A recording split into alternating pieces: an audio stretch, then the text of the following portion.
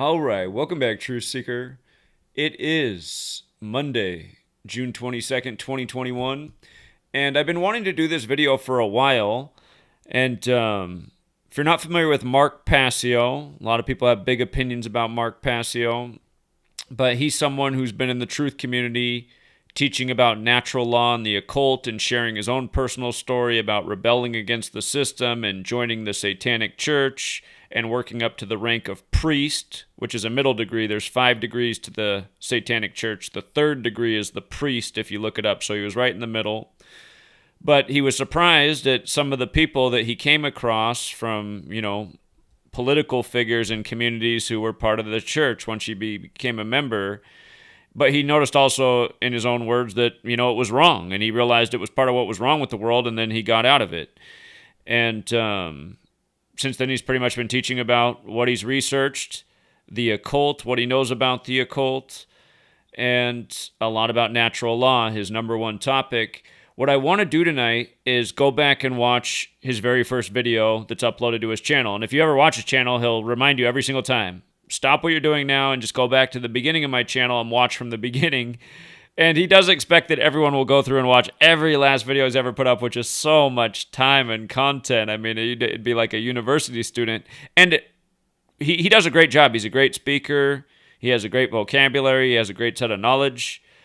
But I mean, you'd have to commit a lot of time to go through all of his videos. But truly, like, if you've never looked at Mark Passio's work, if you watch his first or his...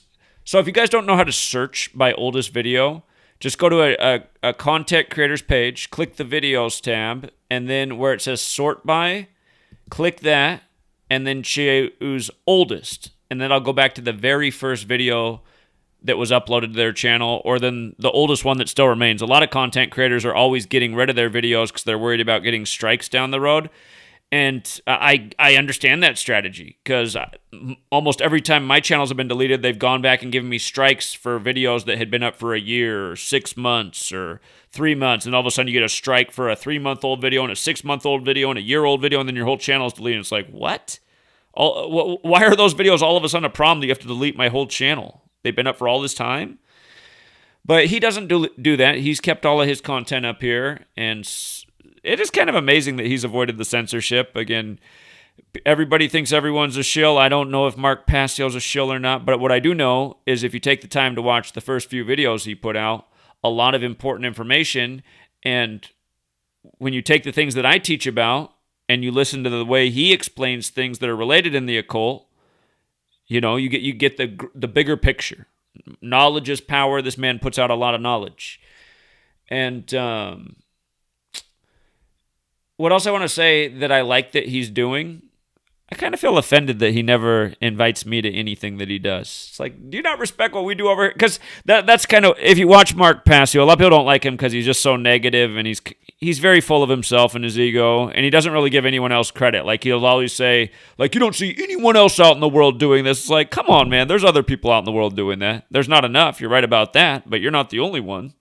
So, again, understand, he's a flawed human being. I'm sure he would admit that he's a flawed human being. I'm sure he's probably said it in his many of hours of podcasts and content out there. But the thing is, everybody should be able to listen to anyone, even if you really don't like that person, and take out what's good. That's what an intelligent person does. A person who's just like emotional, like, I don't like them, so I don't listen to anything they say. I mean, that's not an intelligent point of view or way to go about things. And Mark Passio's not anyone I owe anything to do. He's never helped me out or anything. But the reason I'm going to promote his work is because I hope that he sees it and he says, wow, maybe somebody else does care about me. Because he feels like, like he's just wasted all of his time doing all this work. Like humanity's just not up to it. And you see, I mean, here, if I go back to his newest videos, he's uploaded a few short things recently. But... he uploaded this video. This was an interview he did. So he uploaded an interview he did with somebody that's an hour long. And then he uploaded this short 15-minute video 6 months ago. But before that, he had a regular podcast that he was always doing, like a weekly podcast. And he said, if you watch his last podcast, he's just fed up with the world. If you watch his last few, more than the last few, he's fed up with the world. And but he's saying in that podcast, he's like, I might just quit. I might just never do another one today. This might be the last one ever. And you know what? It might be the last one ever. But I realize that, Mark Passio's voice needs to be in the world, whether you think he's a shill or not. The world was a better place when he was speaking out every week and putting out something new or talking about. He doesn't always put out something new. I mean, a lot of times he's just saying the same thing over, but bringing another way, another perspective, trying to get another group of people to look at. Same thing I do. Every day I'm pretty much talking about the same thing, but every day I'm hoping to reach more people so that they can see the agenda and how it's orchestrated and who it's run by. And I know if Mark Passio and I had a conversation, he would argue that the Jesuits are not behind it all, because he said that many times, that he says it's like a whole group and collection, but he doesn't know for sure either. I do think the Jesuits are the tip of the spear. There might be something beyond the Jesuits, but he makes it seem like the Jesuits are just like, they're a part of it. They're more than just a part of it. They're a big chunk of it. But that doesn't matter. That's beside the point. The point is, he was very active, and he's not been very active. I mean, he hasn't done his podcast for 9 months. It's getting close to a year. It'll be in August. It'll be a year. And he was just... So anyway, but what he's done in that spare time is he set up this website. It's called One Great Network, and he's invited people to the website who he thinks do important work, which I do find insulting, because he never invites yours truly. And I look at some of these people, I'm like, who are these people? What have they done? I mean, please. Come on, Mark. Unless people are right and he's part of a network. And again, you guys can accuse me of being, I'm not part of anything, you guys. I'm somebody who said, you know what, enough is enough. I'm putting my time into speaking out and seeing if we can make something happen in the world in the information age. I give Mark the benefit of the doubt, and I say, he's someone that might be just like that too. For all I know, that's his story. So, but I do know that he does not give us any respect in some of these people that he has on here. I'm just going to keep my mouth shut, because I'm trying to pay tribute to Mark. But he has some people on there that I'm just like, really? Okay. And anyway, the good thing he's doing, though, is he's set up his own website, and he's created a platform for other people to get outside all the censorship. And that's exactly what we've done as well. I've had FreeDefinedTruth operating for a little more than a year and a half now, and people are on here often, constantly just sharing the latest. Here's a man inspiring people to grow his garden. By the way, the person out there that sends me all the seeds, I am so grateful, but truly, you don't need to send me any more seeds right now, because I can grow, oh my God, we could feed the whole world, I think, with as many seeds as you've sent me. But you have motivated me to figure out a way to go out and get some land. It's just, everything is so damn expensive right now. It's just like, God, we live in the craziest of times. But anyway, people are on here trying to inspire others, sharing knowledge, information. This is just another free place for the truth community to go online and post information. And, everybody's got Gematria Snips, who's been clipping other people's work, trying to get people to check out the work. She's just, I guess, just looking at the ridiculous news. Okay. But yeah, people are just sharing all sorts of stuff out here. People are here for all sorts of reasons. The nice thing about this site is, again, you can figure out who's into the topics you're into. You can network with them. You can share as much information about yourself as you want to share. You can try and link up with people. You can search to see who's in your city if they've shared that much information in their profile. And again, you don't have to use your real name. You could go on here with an alias, but put in your real city. That way, people can't really track you down. You're not using your real name. But it allows people to say, oh, you're in Chicago, and then they could message you. And, you could start a correspondence. Again, the goal is we got to organize and network and get off the internet to have a real impact in the streets. Because the real impact's not going to happen online. And to Mark Passio's credit, he's one of these people historically that's been out on the streets. He has an article written about him from him and his wife being wrongfully arrested for handing out, end the Federal Reserve flyers. And wrongfully arrested. I mean, the consequences of speaking out. But so, anyhow, without further ado, what I really want to talk about is Mark Passio. And again, he always encourages people to go back and watch his oldest videos. He doesn't say that just to say it. He says it because he put out a lot of really important content. And some people might look at these videos and get overwhelmed. But again, you guys remember, if a video is 2 hours, that doesn't mean you have to sit there and spend 2 hours watching it. Maybe you have a 20-minute drive to work, and in your 20-minute drive back and forth, you put it on a podcast, and over the course of a few days, you listen to the whole thing. And, it was just part of your routine. It didn't really take any extra time out of your day, but you soaked in all this extra knowledge while you were going to work instead of, listening to the same songs over and over. But with that said here, let me get his podcast on. I don't think we're going to watch the whole thing right now. I think we'll just go a comfortable distance. But, his first work, and he's going to say something early in one of the first videos, like within the first 15 minutes, that I'm going to have to chime in on. But yeah, here's Mark Passio. If you never listened to him, very good speaker, very clear, and good visuals too in his presentation. So here it is.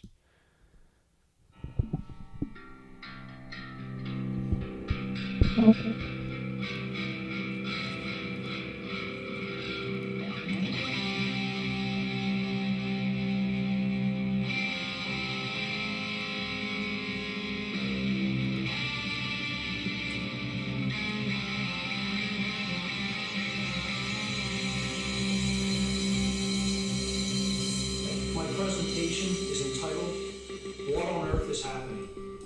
And there's no question mark at the end of that, because this is my attempt to explain just that. What on earth is happening on our planet?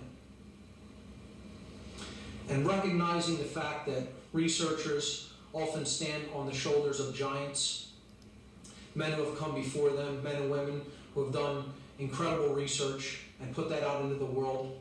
I dedicate my presentation respectfully to the four individuals that you see here, who are what I call the four horsemen of my personal apocalypse. These are the four men that were responsible for helping me in awakening myself and in understanding this information. And that is David Icke, up in the upper left there, to the upper right, Michael Tessarian. On the bottom left, that's Jordan Maxwell, and perhaps more than any other individual who has inspired me, the late, great Terence McKenna there at the bottom right. So this presentation is respectfully dedicated to these men. Introduction. Truth and lies. Questions and answers. I should pause. If you guys aren't familiar with Terence McKenna, when I do my Wednesday night radio show on TFR, you know how at the top of that hour it has the sound bites, you hear the different speakers. Terence McKenna's voice is the voice telling you not to, watch the news, not even NPR. Terence McKenna always spoke about culture and made an emphasis on the word cult at the beginning, and always showed multiple ways that culture is actually harmful to almost all people. So I didn't know who Mark Passio was until I started doing YouTube videos myself, and a lot of people said, oh, you got to check out his work. His work, relates to your work. And anyhow, though, he really likes Terence McKenna. I think Terence McKenna is someone that everyone should look into his work as well. So his other recommendations are fine as well. I just really like Terence McKenna out of his list. And Jordan Maxwell does great work too. But I think Terence McKenna is probably the least known about individual, and he's very interesting. Everything that I'm going to be talking about here today ultimately boils down to one thing. What is the truth about what is taking place here? And that's a big word. That's a big topic to get into. Who am I to discuss what the truth is? Who is anyone to discuss what the truth is? Is there a truth? Well, one of the main concepts in my presentation going forward that I put out there is that there is in fact a truth, and it is that which is. The truth is simply that which is. It is our perceptions of truth that waver from individual to individual. Some resonate with it, some do not. Some come into accordance with truth, and some waver radically away from it. But the truth is, it's unwaverable, it's unalterable, it's simply the pure state of being, it's that which is. And it exists, it is knowable. We can come to know what truth is. That is the spiritual journey. So that's what this entire presentation is ultimately about, getting to the truth. Philosophers have often made comments about truth, like William Blake. He said that truth can never be told so as to be understood and not be believed. Poet and author William Blake made that statement. In other words, if you can speak the truth in a way that it is easily understandable to people, they will recognize it as such. Philosopher Arthur Schopenhauer, he said that every truth passes through 3 stages before it is recognized. In the first stage, it is ridiculed. In the second, it is opposed. And in the third, it is regarded as self-evident. Georges Bataille said that the truth is paradoxical to the extent of being exactly contrary to the usual perception. Very true statement there. Most people see things often exactly the opposite of how they really are, and they stay attached to that belief because it's more comfortable for them. So truth can often be seen as paradoxical because it's exactly the opposite in many cases to the usual perception of most people. George Orwell said that during times of universal deceit, telling the truth becomes a revolutionary act. And indeed, what you're witnessing is an act of revolution in the times that we live in. The questions for the entire presentation are as follows. These are the questions we'll be really attempting to answer. Who are we? What is the purpose of human life? Why do we hold the beliefs that we do about ourselves and the world? Why do we act the way that we do toward ourselves and others? What is happening in the world today, and why? Why, most importantly. And finally, how can we improve ourselves, and by doing so, improve the world in which we live? Because ultimately, I believe that is most people's goal in life if they're a truly self-examined individual. They want to improve themselves and they want to improve the world, leave this world a better place than they found it. So these are the greatest questions that humanity has ever asked of itself. And these questions have answers. These questions are answerable. The answers are out there. The answers are discoverable.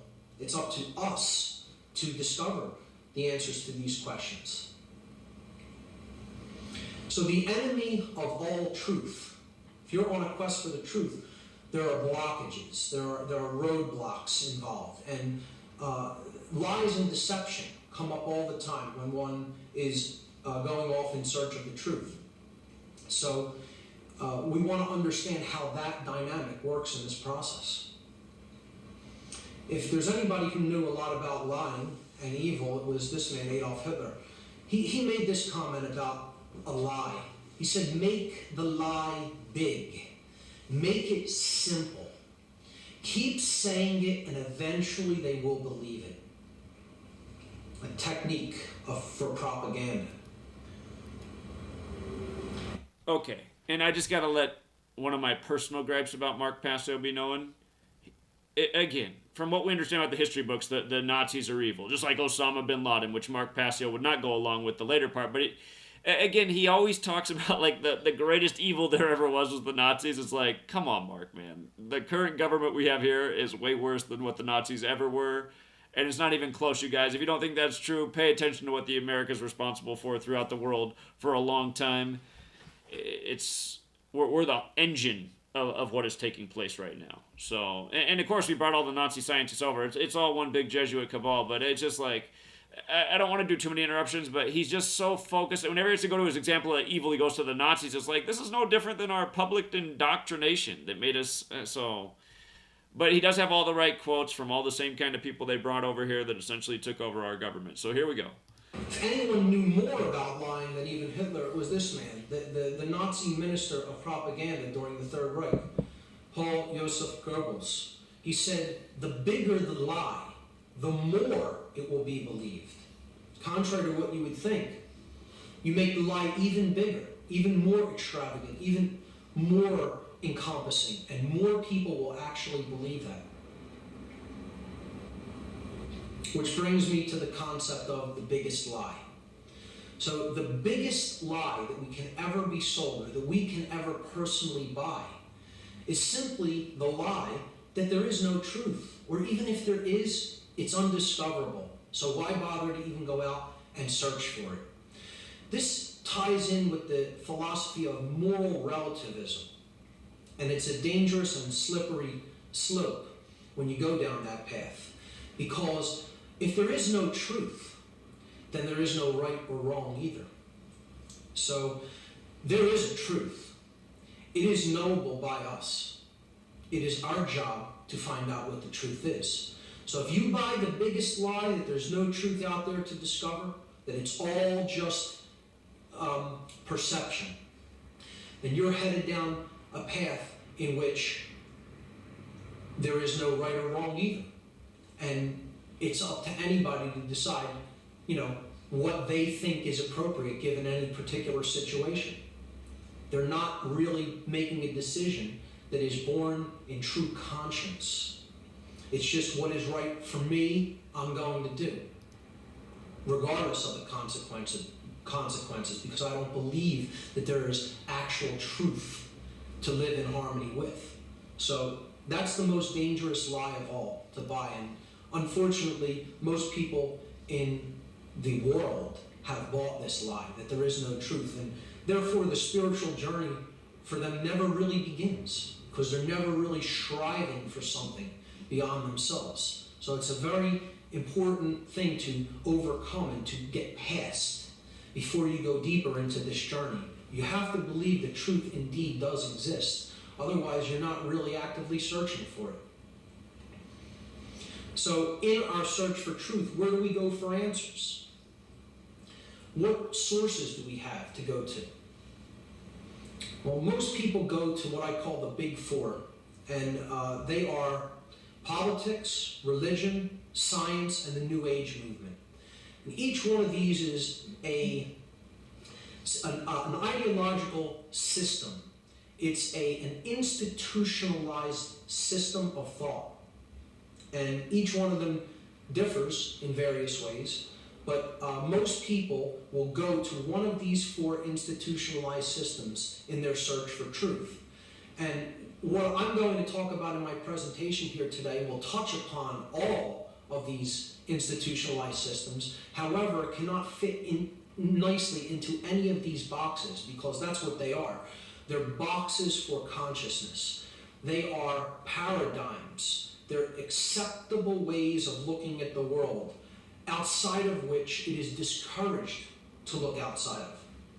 So if you're looking into any one of these given systems of thought specifically, you're not going to find the whole truth encompassed within any one of these systems of thought, because that's what they are. They're systems, they're boxes, they're confines, so to speak. And the truth is too big to be put in a box. It exists outside of any boxes, outside of any limitations. So we have to expand our perceptions to look beyond all of the current social and political and religious paradigms and scientific paradigms in the world if we're really going to endeavor to find truth. So the truth is outside of all of these. We cannot limit ourselves to any one specific institutionalized thought system if we're truly serious in our search for the truth. So part one, I'm going to start with the solution. This presentation is in 3 sections. Part one is the solution. Part two, we examine the problem. And then part 3, we talk about how to actually apply the solution to get the desired outcome. So I'll begin with part 1, the solution. And the solution for the problems that humanity currently faces is indeed a raising of consciousness.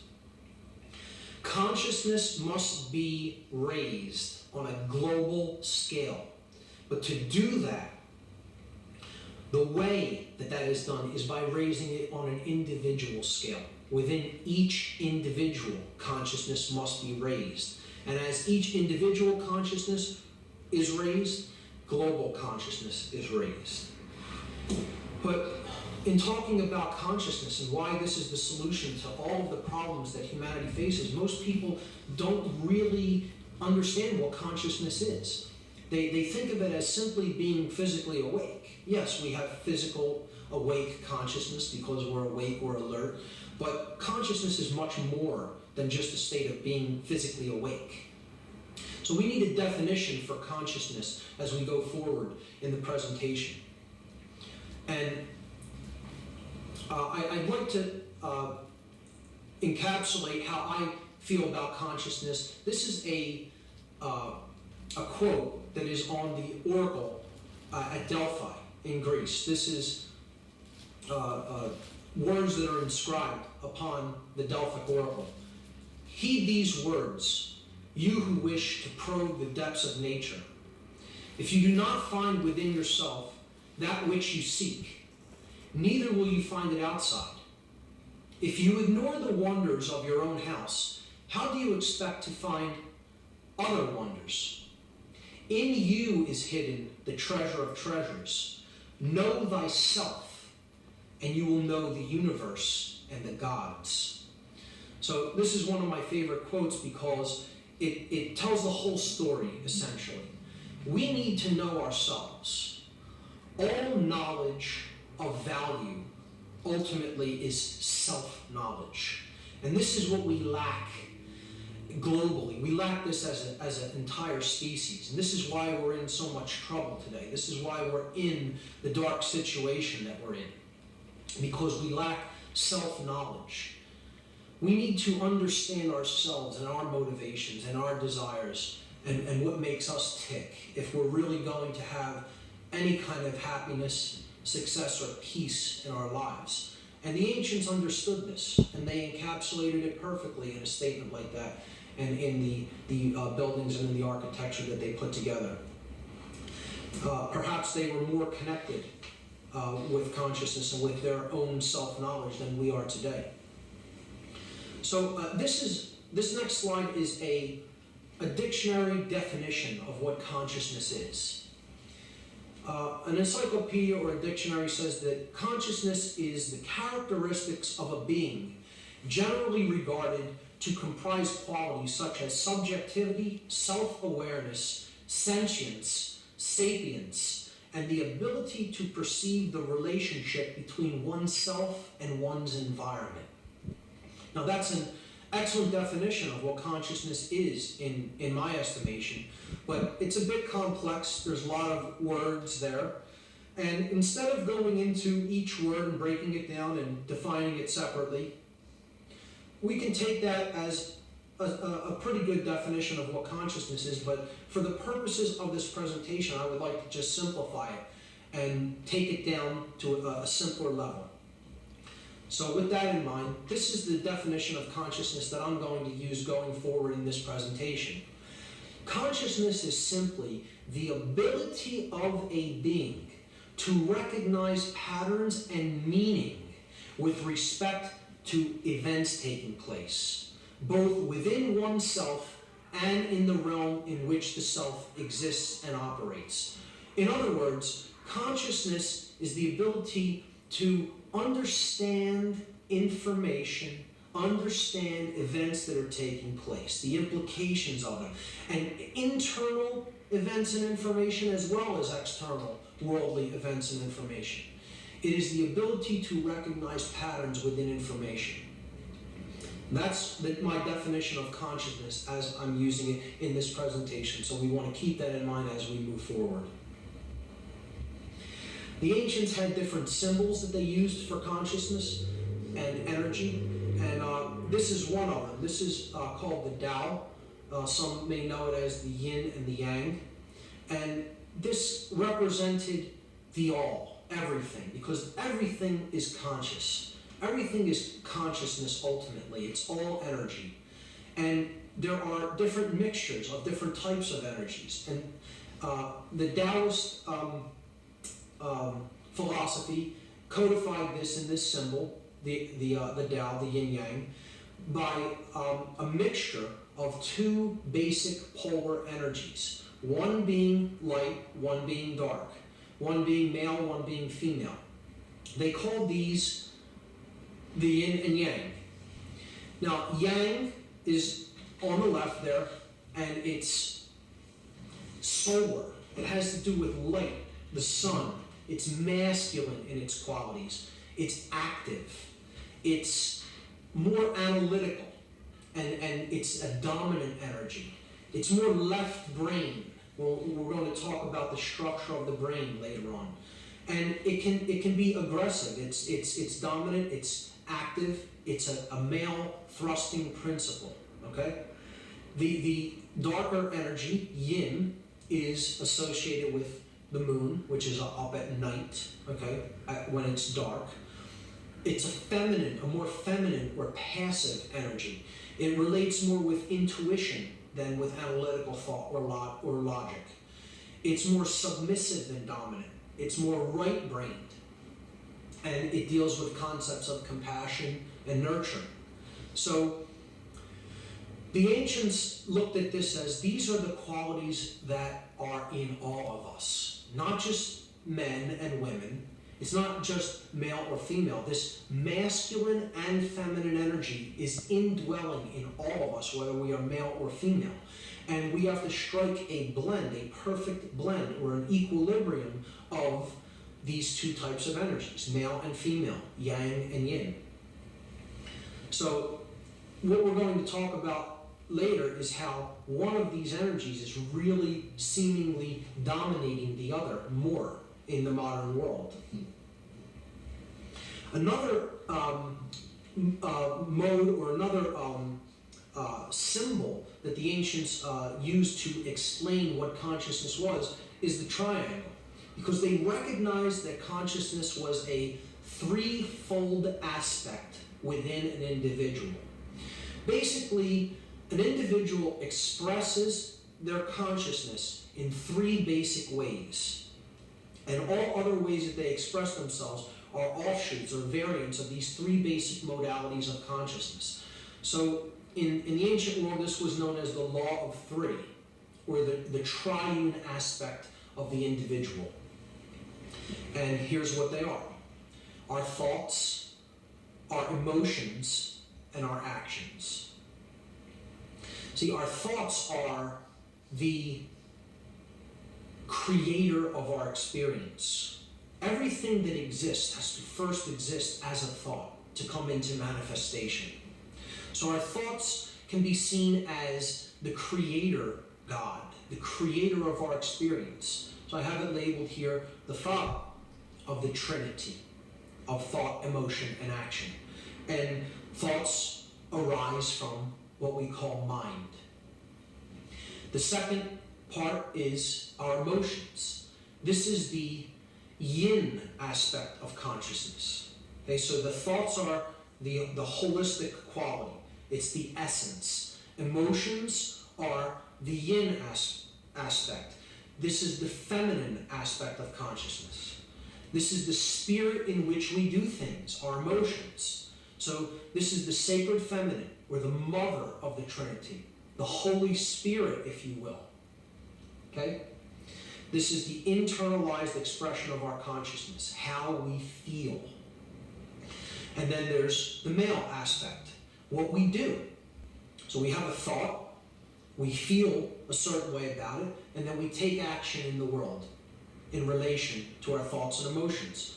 So our actions are the third aspect of our consciousness. And we perform actions with the body. And since it's a male principle, this is the yang energy, it's considered the offspring of our thoughts and our emotions. So it is the child of the father and the mother. And it's a male principle, so it's a male child, the son. So this could be seen as the divine child of the Trinity. Thoughts being the creator God, the emotions being the sacred feminine mother, and then our actions being the male offspring of those two, the divine male child, the son.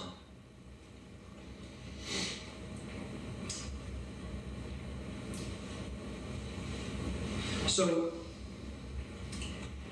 the next part of the presentation is going to deal with how consciousness manifests itself through our physiology and the structure of the human brain, because it's extremely important to understand the structure of the brain and how the different complexes within the brain function if we're going to understand what's really going on within us. So this is a schematic diagram of the human brain, and it shows that the brain is basically broken down into 3 subcomplexes. We have, in effect, 3 small brains working in unison as one whole brain complex. And the 3 complexes within the brain are the R complex, or the reptile brain. You see it here at the bottom, and it is basically the brain stem and the cerebellum, the dark part right behind the brain stem, right here, the cerebellum, and this is the brain stem. So this part of the brain governs our survival instincts. It has to do with our motor skills. It has to do with all things that we interact with in the physical world, movement, to learn objective morality, and refuses survival techniques, the necessity for food, to take food and nutrients into the body, shelter, clothing, warmth, etc. So the reptile brain is geared toward the physical world, and it is focused upon survival. That's what helps us to focus on the physical things that we need to do to survive on a day-to-day basis. The R complex, or the reptile brain. So the second subcomplex of the brain is the mammalian brain, or the limbic brain. And this is the part of the brain that basically governs our emotions. It makes our emotions capable of being expressed through our body.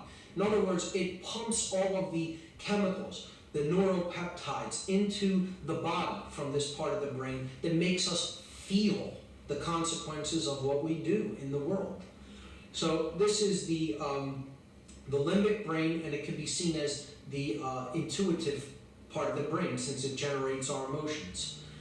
It's comprised of the hypothalamus, the hippocampus, the amygdala, and the pineal and pituitary glands. So that's the midbrain. And there's a third part of the brain that most people, when they see it, they think that that is the entire brain, the gray matter of the brain. And it is simply one of the complexes of the brain, but it is by far the most complex, and by far the part of the brain that gives us our human qualities, and that is the neocortex. It's called the human brain. And this is the part of the brain that is responsible for higher order thinking within a human being. It makes higher order thinking possible. All of the things that distinguish us from the animal kingdom, it takes place within the neocortex. Art, science, music, speech, verbal and written communication, all neocortical functions. So these 3 parts of the brain can also be seen to be symbolic analogs of consciousness, of the trinity of consciousness, as we have already talked about. See, the reptile complex of the brain is based upon control. It's the part of the brain that makes us want to control our environment so that we survive. And this can be seen as the Old Testament God, obsessed with law, obsessed with regimen, with control. So it's the dominator aspect of the brain. A reptile is a creature of instinct, without emotion, cold-blooded, just focused on survival. The sacred feminine part of the brain, what I correlate to the Holy Spirit, is the midbrain, the limbic system, the limbic brain, the mammal brain. So it is what generates our emotions, the spirit in which we do things. So that's the feminine aspect of the brain complex. And then the most important part of the brain, by far, is the neocortex, because that's where all of our human qualities are really derived out of the activity that takes place within this part of the brain. Without the neocortex, we wouldn't be able to do any of the things that make us human. So this could be seen as the light, the thing that truly separates us from the animal kingdom.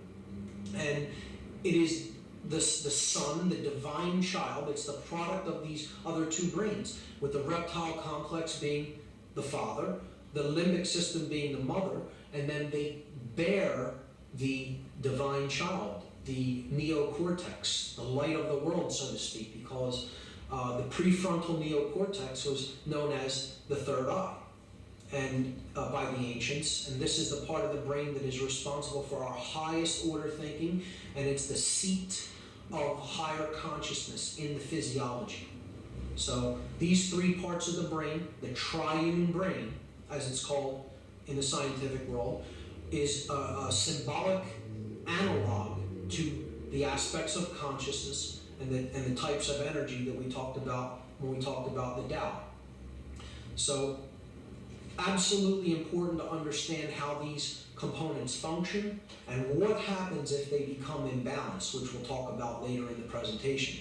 Now, to understand that, we have to understand the neocortex itself is bilaterally symmetrical. It's divided down the middle. It's in two distinct parts, two distinct halves, and they're called brain hemispheres. So there's a left hemisphere and a right hemisphere, and they govern different functions of an individual. So the left brain of an individual governs things like logic, analytical thought processes, verbal communication, our language, mathematics and science. Okay, anything that requires analysis and logic. Okay, so it's the masculine side of the brain. Hard facts, hard figures, physical worldliness, reason. Okay, the right brain functions entirely differently. It's more holistic. It governs holistic thoughts, spiritual thought. It is intuitive. It's where our intuition is derived from. It's the creative center of the individual. So artistic capability is derived from this part of the brain. All kinds of creativity, music, etc., art, comes from this part of the brain. So it's the feminine aspect of the brain. So you have a male side of the brain and you have a female side of the brain. And it isn't that one is better than the other. It's that they need to be balanced, just like the yin and yang energies.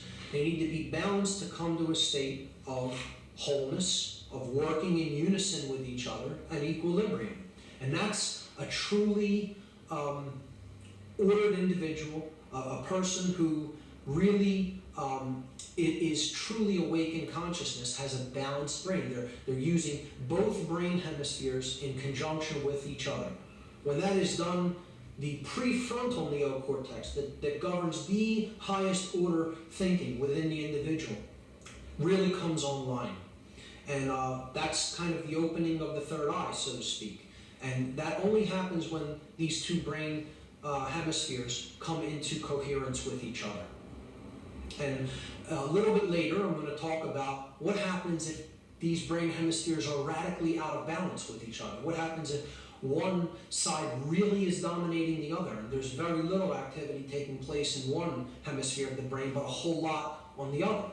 And not too unpleasant things begin to occur. Things that aren't too good in our experience begin to happen when the brain is in significant states of imbalance. So I'll be talking about that later. Again, the left brain is the yang energy, the right brain is the yin energy in correlation to Taoism. So the symbols for these, which will become important as we go forward and talk about symbology, are the upward pointing triangle, In the ancient world, the upward pointing triangle seen here was known as the blade. This is a symbol representing male energy, or yang energy. It's a rudimentary phallic symbol. It's an upward pointing triangle. It's like the tip of a spear, okay? Or it's, like I said, a rudimentary phallic symbol. These are thrusting elements, a spear, a penis, male active thrust, okay? The opposite of that, yin energy, is the inverted triangle, okay? So you just are taking it and you're using its opposite, an inverted triangle. This is like the shape of a womb, the shape of the lower portion of the female anatomy that bears children. You know, it's like a chalice that holds wine or blood. You know, the Holy Grail is a concept of this inverted triangle. It was known as the chalice in the ancient world. So you have the blade, and that represents the yang energy, the left brain, and then the chalice, the inverted triangle, that represents the yin energy, or the right brain. So keep those symbols in mind, and how they correlate to consciousness and how they correlate to the brain as we go forward, because we will be seeing them again. The next concept I'll talk about is polarity. So polarity is how seemingly opposite forces work in the world, and I'm going to talk about how they're really, the differences between them are really illusion. That there really is only one ultimate force that's at work in the world, but it kind of has split itself in two, and it works in different ways to really help us to have an experience in the physical world. So polar forces could be looked at as hot and cold, good and evil, young and old, hot and cold. Let's take light and dark as an example. It's only one thing, light and dark. They're not really opposites. There is only light energy. See, it's either present or it's not present, in which case you have darkness. You can't go into a completely lit room and shine darkness into a room. There's no such thing as a darkness flashlight, right? Because darkness is simply the absence of light energy. So there's only light energy. We look at light and dark as two polar opposites, but they're really not. There's really only one thing there. There's only light or its absence. So that's going forward with this section, that's what I want you to keep in mind. The things that we really see as opposites, as really warring against each other, energies that are warring against each other, are really only one thing, or its absence. Scientist Dr. Masaru Emoto, I believe is his name, does experimentations with water crystals where he exposes simple water to energies, to vibratory energies, to emotions, and he then takes the water molecules and he photographs them under high magnification to see if their structure changes depending on proximity to certain forms of consciousness, like high level of joy or high level of fear or anger, things like that. And this beautifully organized water molecule crystal that you see here formed when the scientists placed water in the presence of high joy and love within certain individuals. So it became ordered. And this brings us to the first polarity. Okay, the first polarity is that which brings order and is the good emotion. We only basically have two emotional polarities. Every other feeling that you could possibly feel is an extension of one of these two basic polar emotional forces at work in the world. So the first one is that which makes us feel good, and it's that which brings order. And it is the energy of love, the polarity of love. And giving an idea of what I mean by the love polarity, the love energy, going forward throughout this presentation, is it is not this Hollywood or romance novel idea of love. It is the expansive force of consciousness. If you look at the images here, it's individuals that have opened themselves up to what is and are in harmony with that which is, with truth, and with understanding and knowledge and light. And consciousness and love is that aspect of consciousness, the expansive aspect of consciousness, that which flowers and does this and opens us up to that which is. That's what love really is. Okay?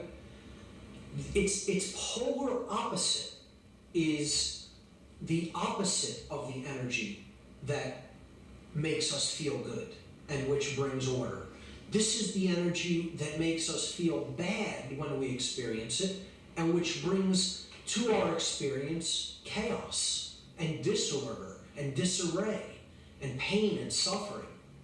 And it's interesting that this scientist, Emoto, took water, the same water that he had just previously exposed to a high vibratory energy of consciousness and love and joy, and he then exposed it to people totally in shut down consciousness, fighting amongst themselves, in fear and anger, and just being generally nasty to each other. And this is what the same water ended up looking like. The crystalline structure completely broke down, and there was just chaos in the structure of the water. And it shows you that our emotions and what we think and what we do have an effect on the physical world. The external reality is a reflection of what's really going on inside of us. So this is water that's been exposed to the negative emotional polarity. And that emotional polarity is fear. Fear is the opposite polarity of love. Now, I just need to pause and interrupt here. It's possible that my mom is watching. And again, Mom, if you're out there watching, rewind and just watch that last couple minutes again and then rewind and watch it over and over and over. I've been explaining the same thing to my mom her whole life. My mom has so much fear inside of her. She's not afraid of coronavirus and all this crap or terrorist boogeymen, but she'll get caught up in a news story. When the news started reporting about bed bugs, my mom was living in bed bug fear for 10 straight years. Her whole mind was nothing but bed bugs. And again, she's just always been so susceptible to certain... She sees through some news stories, but then other ones she just lets rule her. But just always her thought about what will happen in the world is that, no, don't do that because negative thing will happen. It's like, well, don't you realize what a great positive thing could happen too? Her mind is just always focused on the negative thing. And I've never seen anyone who just has so much negative stuff come to them, but her mind is always focused on the negative. And, you know, for a long time I just wondered, like for the longest time, I guess it's looked like magic to me. It's like, wow, she's so... It's like she makes the bad thing happen. And again, it's what he's talking about. It's like you put out an energy, it attracts that energy back to you. My mom has a story from over a year ago where this bee, it just flew like on a bee line all the way across the neighbor's yard, past everybody and right at her and just attacked her instantly. And my perception of that was, you know, bee probably recognized like some anxious, crazy energy over there. And it just was like, I got to attack. Again, what he's saying, what he's talking about with the Japanese scientist, I had a teacher that talked about this years ago in either middle school or high school, because this stuff's from decades ago. But I thought that always stood out to me when our teacher taught us about that too. The Japanese science who looked at water molecules and the different forms they took on based on, if you look into the study, I mean, talking nicely, singing to the water, you know, pleasant tone versus yelling at it with all this anger. That's what he did. He you know, he'd sing a beautiful song to the flower. Somebody with a nice voice would sing. Did I say to the flower? I mean to the water. But that's what the experiment was. And he captured all these different patterns in the molecules. And you could see it's like, wow, that looks like it was under great duress. That one looks like it was having the time of its life. And again, everything being energy, just to go off on a little tangent real quick, the one thing that we're always trying to get Mark Passio and so many others to talk about, and Mark Passio actually does talk about gematria, but just in a really strange way that's more of a numerology way with no gematria component. But the word gematria in the most simple cipher, A is 1 up to Z is 26 is 74, just like English, and just like energy, right? In this cipher, its true name is Simple English Gematria. Simple is also 74, but just such a special number, a number used so ritualistically in so many ways, and especially spiritually. Again, Jesus is 74, cross 74, Messiah 74, gospel 74, parables 74. Most people think of Jesus, they think of him dying on the cross also 74 at age 33. Out of the 50 states, only one sums to 74. Happens to be the 33rd state, Oregon, abbreviated OR, which is also 33. Again, there's a reason for all this. It's the Catholic Church who gave us the calendar and the language, who, again, it's clear that the Society of Jesus, coming into being right before English and the calendar arrive as we know them now. Again, English was much older than the calendar, but it was standardized with the 26-letter alphabet that we now use at the same time. The calendar was going into being at the end of the 16th century, decades after the Jesuits were recognized by Rome. But yeah, just, energy, 74. You think of energy, nuclear, 74, weapons, 74. I mean, the list goes on. The World Trade Center is on the 74th meridian west. They called the site Ground Zero. The only definition for Ground Zero before 9/11 happened, the point above or below ground where a nuclear or atomic bomb explodes. But anyway, energy, everything's energy. It's obvious that the occult, who, Mark Passio, he rather than say the Jesuits, he would say, the dark occultists. Again, I think Jesuits is, when you say Jesuits, you're right on the money. But again, it's obvious that they are very invested in this practice. All of their stuff is so ritualistic by the code, and it obviously has something to do with energy and controlling and power and influence. And it comes from Kabbalah. Kabbalah, Jewish mysticism, Jewish 74, Jesus from Judea. By the way, holy day, holidays 74. You think about this nation's birthday, 7/4. Again, that's DC's the Jesuit Masonic city, Masonic 74. Occult, did I forget to say occult 74? Hidden right in front of our eyes, right in plain sight. A is 1, B is 2, C is 3. It was on everybody's classroom when we were growing up. Not everybody, I should say, but how many of you were in a classroom at some point where it had the alphabet like up around the room, and it was like capital A, lowercase a, 1, capital B, lowercase b, 2? I mean, I think that was in a lot of people's classrooms. But energy and what, because again, he begins the presentation by saying, realize he's building up to why humanity is where we are, how we don't understand ourselves, how we don't understand our minds, how our minds can be controlled. So he's given a scholarly presentation with some nice vocabulary, and just coming back to and tucking in all these little ideas too about just subtle things that you would, based on your 13 years of slave school, you would never think that, man, talking to water a certain way is going to make a difference. I mean, think about that. And granted, none of us have probably looked at water molecules under a high-powered electron microscope, so we can't go off our own firsthand knowledge. But this is something that what he's talking about that is widely known by educators, that's been shared in classrooms all throughout the world. I heard about it long before I saw Mark Passio bring it up in his presentation. But to me, even without doing the research, I have to believe a little bit, but to me it makes sense because I know there is something to energy and what you put out and what comes back to you. I mean, my mom's been a shining example my whole life, and we all have our own stories too. And anyway. And, like my mom should remember that her and I, after she got divorced, and when I was out of school, I'd always come and visit her, and we'd go out to Thai food because she likes Thai food. And I'd always say to my mom, I'd say, someday when I have a wife, she's going to have to be some sweet little Thai lady that makes good food like this. Sweet lady's not Thai, but she's right from the border of Thailand. And she's a sweet little lady that makes great food. But, that's putting things out in the world. And, my mom and sweet lady have a hard time getting along, but so do most women. So anyway, energy. What you put out there, what comes back to you. Simple things that really people need to think more about and study more and observe more and be more mindful and aware in their own lives to see how it happens. It is the absence of love to varying degrees. And if I didn't have the mic there, he said an important thing. He said, fear is the absence of love. this is the force, this is the polarity that brings disorder into our experience. It brings chaos when it arrives within us. It can never create order. Love is the polarity that brings order. Fear is the polarity that brings chaos. This is the energy that shuts consciousness down.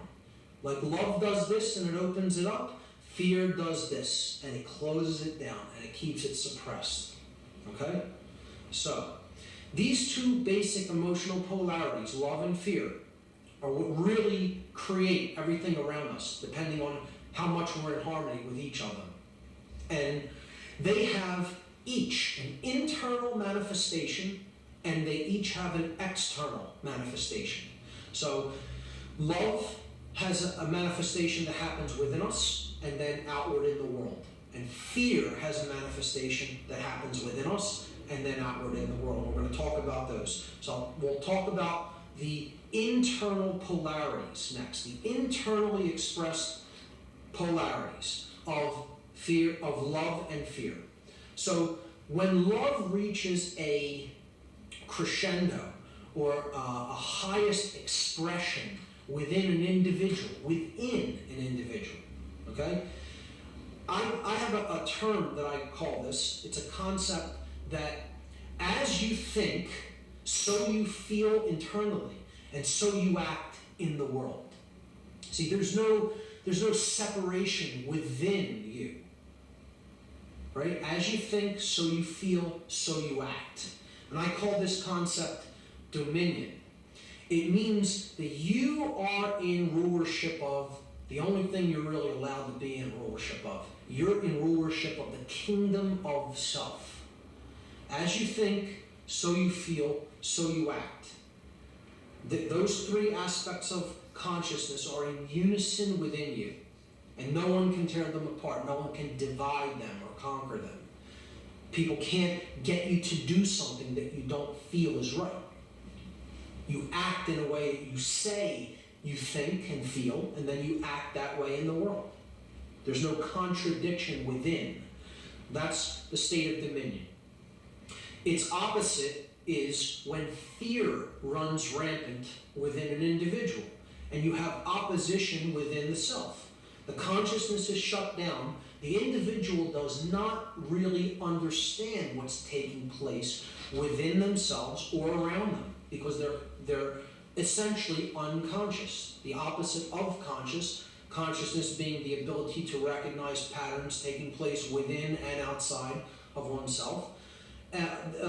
This fear that runs rampant within an individual, it reaches a crescendo, or it reaches a final expression within an individual. And this is the state of confusion. Confusion is the internal polarity of fear residing within an individual. An individual goes into a state of shutdown and confusion. They do not understand themselves, and they do not understand the world. And often when they're in this state, they don't want to do any learning because they're operating in lower forms of consciousness. And that's not where we can really do learning and to get out of this mode, which it becomes like a cyclical process. The individual becomes trapped in it. So these two polarities, love and fear, have an external manifestation. This is extremely important. Two of the most key concepts that I'm going to be discussing going forward in the presentation, I'm going to talk about right now. When love, the polar energy of love, reaches its highest vibratory state within individuals, the community around the individuals begins to express something. And something is becoming born in the external world when individuals have the love energy dwelling within them. And this is the highest expression of love manifested outwardly in the outside world that we see in our experience. And that is freedom. Freedom is the highest goal of the quest for truth, of the spiritual quest. It is one and the same as the quest for the divine. And if spiritual teachers aren't really teaching that to people, I don't believe that they're doing their job, because it's all about freedom and about very little else. Freedom is what the end result is all about. Okay? It is the highest expression of love in the world around us. When love is present within an individual, they're working toward true freedom. The opposite of this force, the opposite of this manifestation in the outside world, is if fear rules within the individual. The essence of fear rules, the individual goes into the state of confusion within. So the polar energy of fear is ruling their consciousness, it's shutting consciousness down, and then internally they're in that state of confusion. When someone is in a shut down state of consciousness and confused, the way that they then almost invariably act in the external world is the desire for control. Control is the polarity of fear that reaches its highest expression and then is born out into the external world. And it is based on the dynamic of fear. It is based on the polar vibratory energy of fear. Not strength, not power, but fear.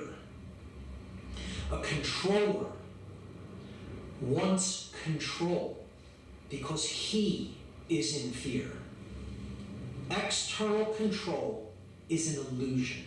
It does not exist anywhere in three-dimensional manifestation. It is a complete illusion that we buy into because our consciousness is shut down through fear and confusion. And this dynamic cannot ever create order in the world, being based on fear. You saw what fear does to the water molecules, and ultimately it creates chaos in the external world. The only way that we would be able to create order is through freedom.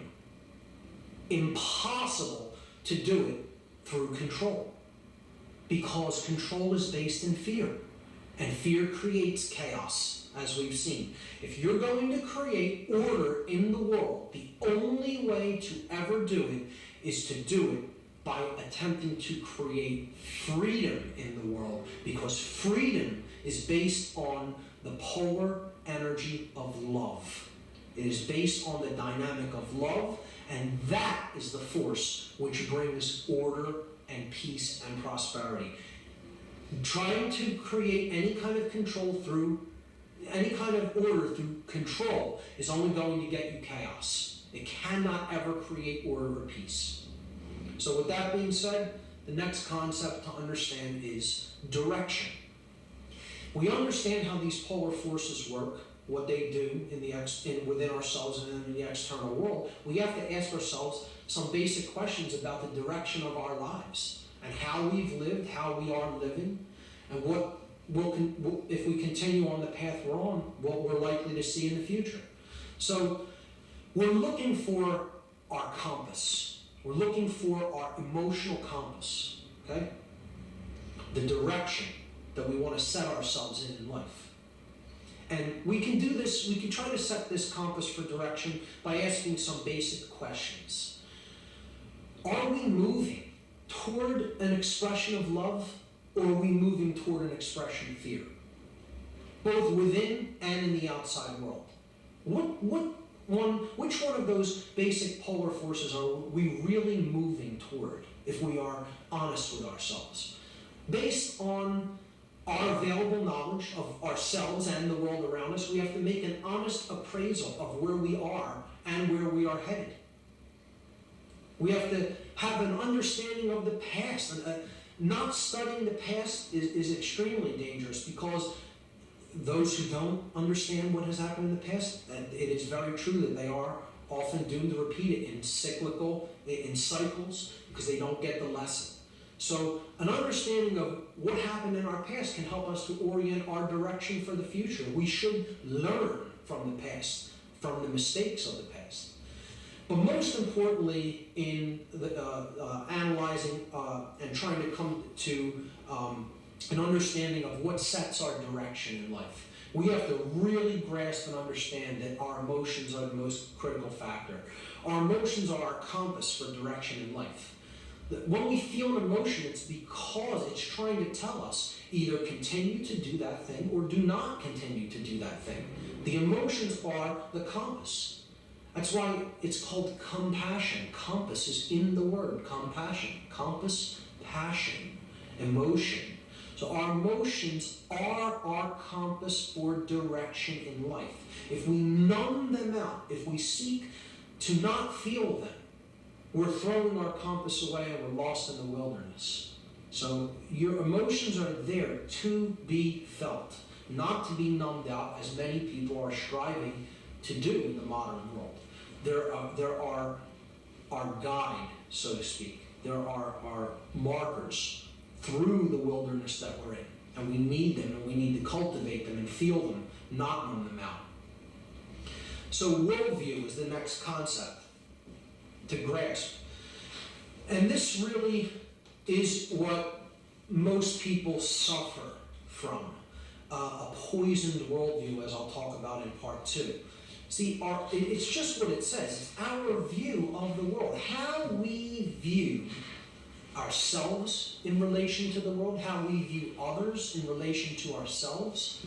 So, just like the polar energy forces that we talked about in Polarity, there's a positive worldview and then there's a negative worldview.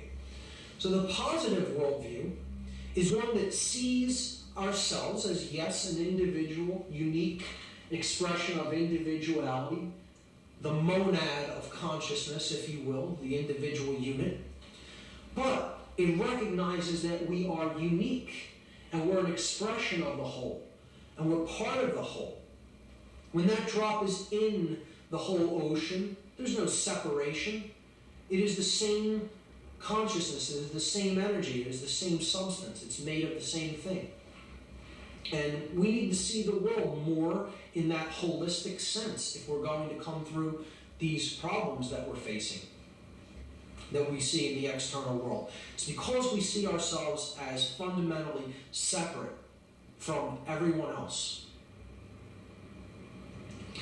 See, it doesn't mean we have to lose our uniqueness. We can still understand that we're completely unique, like a beautiful snowflake, and there's only one like that. You know, it's not to throw away the idea of individuality, because that is of total importance. That is of critical import to understand that each individual is a unique expression of consciousness within the whole.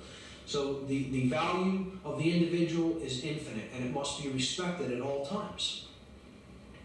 But it's not to say that the individual shouldn't also understand that they are part of a living system. See, we belong to the whole system of the earth, the whole complex that is this living, breathing planet. We can't separate ourselves from our environment, from our ecosystem. We belong to it. We are part of it. And human nature, you know, this is really what worldview really gets down to. How do we see human nature? Do we think of human nature as fundamentally flawed? Do we think of it as fundamentally evil or vile? You know, I think this is what human nature really looks like once all the external tapestries are stripped away and all the non-essentials are stripped away. Human nature is fundamentally good, not fundamentally evil or flawed. That's a poisoned worldview. If we're to heal the problems within ourselves and in our social structure, we need to recognize human nature for what it is. It's good. It's all the conditioning and the mind control factors that go into poisoning a person through information that they take in over the course of their lives that makes them do the things that they do. Okay, and I just have to chime in real quick. Again, he gave tribute to Terence McKenna in the beginning of his presentation. And if you're familiar with Terence McKenna, or if you're not, one of the things that he wrote a lot about was magic mushrooms. And he had a theory that magic mushrooms is what allowed, if there's any element of truth to evolution, he thinks magic mushrooms were a big part of the human evolution in elevating consciousness. And for anyone who's ever done magic mushrooms, and not like just so much that they were just so out of it, but just, the right dosage. Again, there's a lot of even mainstream news headlines out there in recent years, and it shows that there is some true stuff in the news.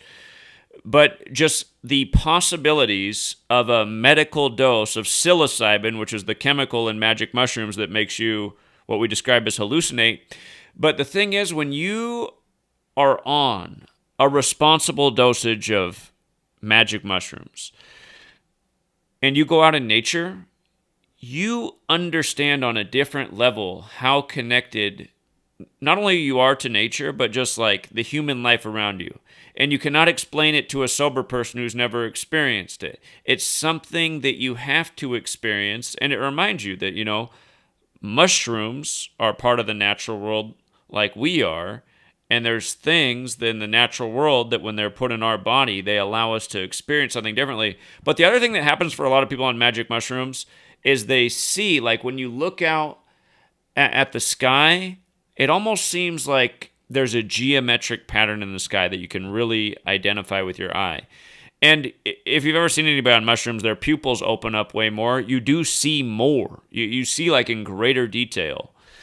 And anyway, what he's talking about, us being connected and humans essentially being good, it's true that humans are born good. I mean, look at young children, just smiling and happy and curious and learning, and they're not trying to hurt anybody, and, they expect to be protected. When something bad happens to them, and they react like, oh my God, what's wrong with this world? They're good at first, but the world is poisonous, and the world poisons people. And again, he's building up to that point. By the way, I thought he was going to say something in the beginning of this presentation, but it's actually, I was thinking of a different presentation. He was going to talk about, he hasn't gotten to it here. He'll get to it eventually somewhere along this stream as well. But he talks about how true intelligence is the ability to recognize patterns. And anyway, we'll get to that later, but I'm going to stop talking and get back to what he's saying about us being connected, all one system being connected, and people being born good, but then growing to have poison worldviews. So anyway, here we go. The harmful things that they do, it isn't that that's human nature.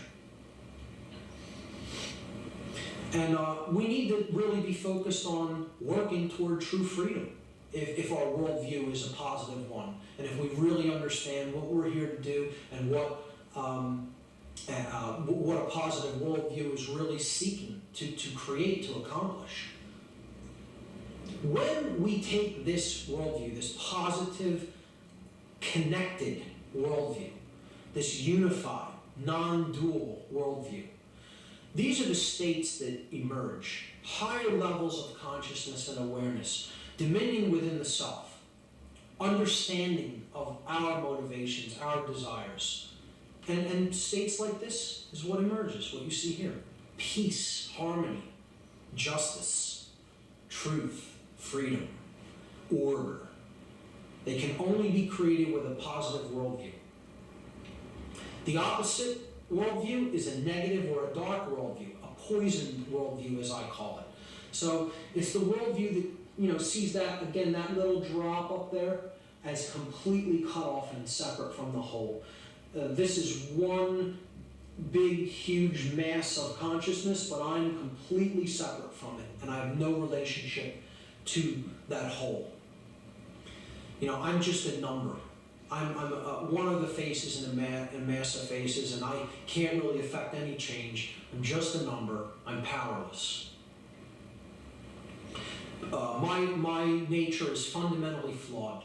We come into the world in a state of corruption and sin and, brokenness. And you take this worldview, your life will become a reflection of that worldview. Your consciousness will slowly begin to shut down until you're in a state that resembles sleep or hypnosis.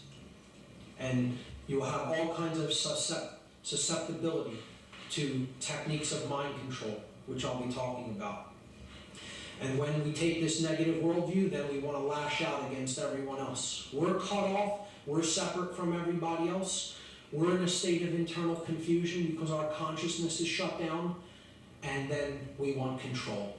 We want to feel better about ourselves by taking external control over someone else. And all that's doing is ignoring the basic problem that a controller does not know oneself. They don't really understand the modalities of consciousness that are indwelling within them. And because they're in that state of internal confusion, then they seek for external control over others. You're only going to create chaos, suffering, disorder, disharmony, and ultimately enslavement by looking at the world in that way. These are the states that a negative worldview brings into manifestation. A being that is shut down in fear, totally oppressed, or looking to oppress others, like a sorcerer or a big brother type. So that is worldview. The next concept I'm going to introduce is magic versus sorcery. These are very real forces. These are very real energies that are being used all around us at all times in the world. And they're very real, but they're quite different from the Hollywood interpretation or definition. A real magician or sorcerer isn't, casting lightning bolts from his fingertips, but he is using forces at work in the world to create what he wishes to create. And here's the definition of magic. This is what magic actually is in the real world. Magic is a science. It's a science and art of influencing change to occur in accordance with the will. Now that's a very important term there at the end.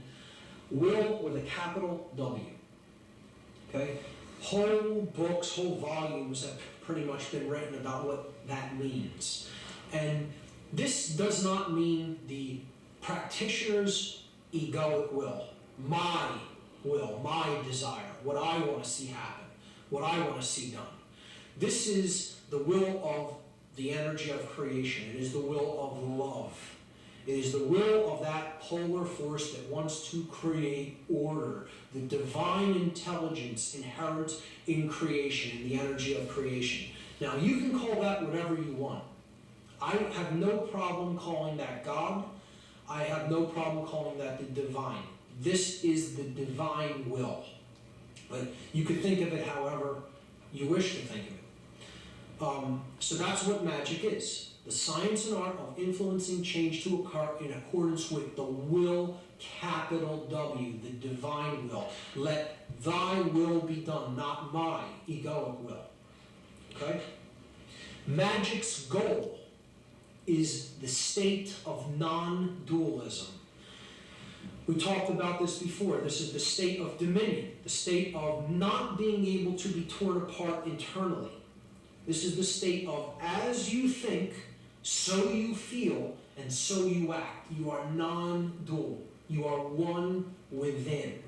Your three aspects of your consciousness are one and cannot be torn apart. As you think, so you feel, so you act. That is magic's goal. A true magician is trying to bring the state of non-dualism into being, not only within himself, but with anyone else that he may have the ability to influence and inspire.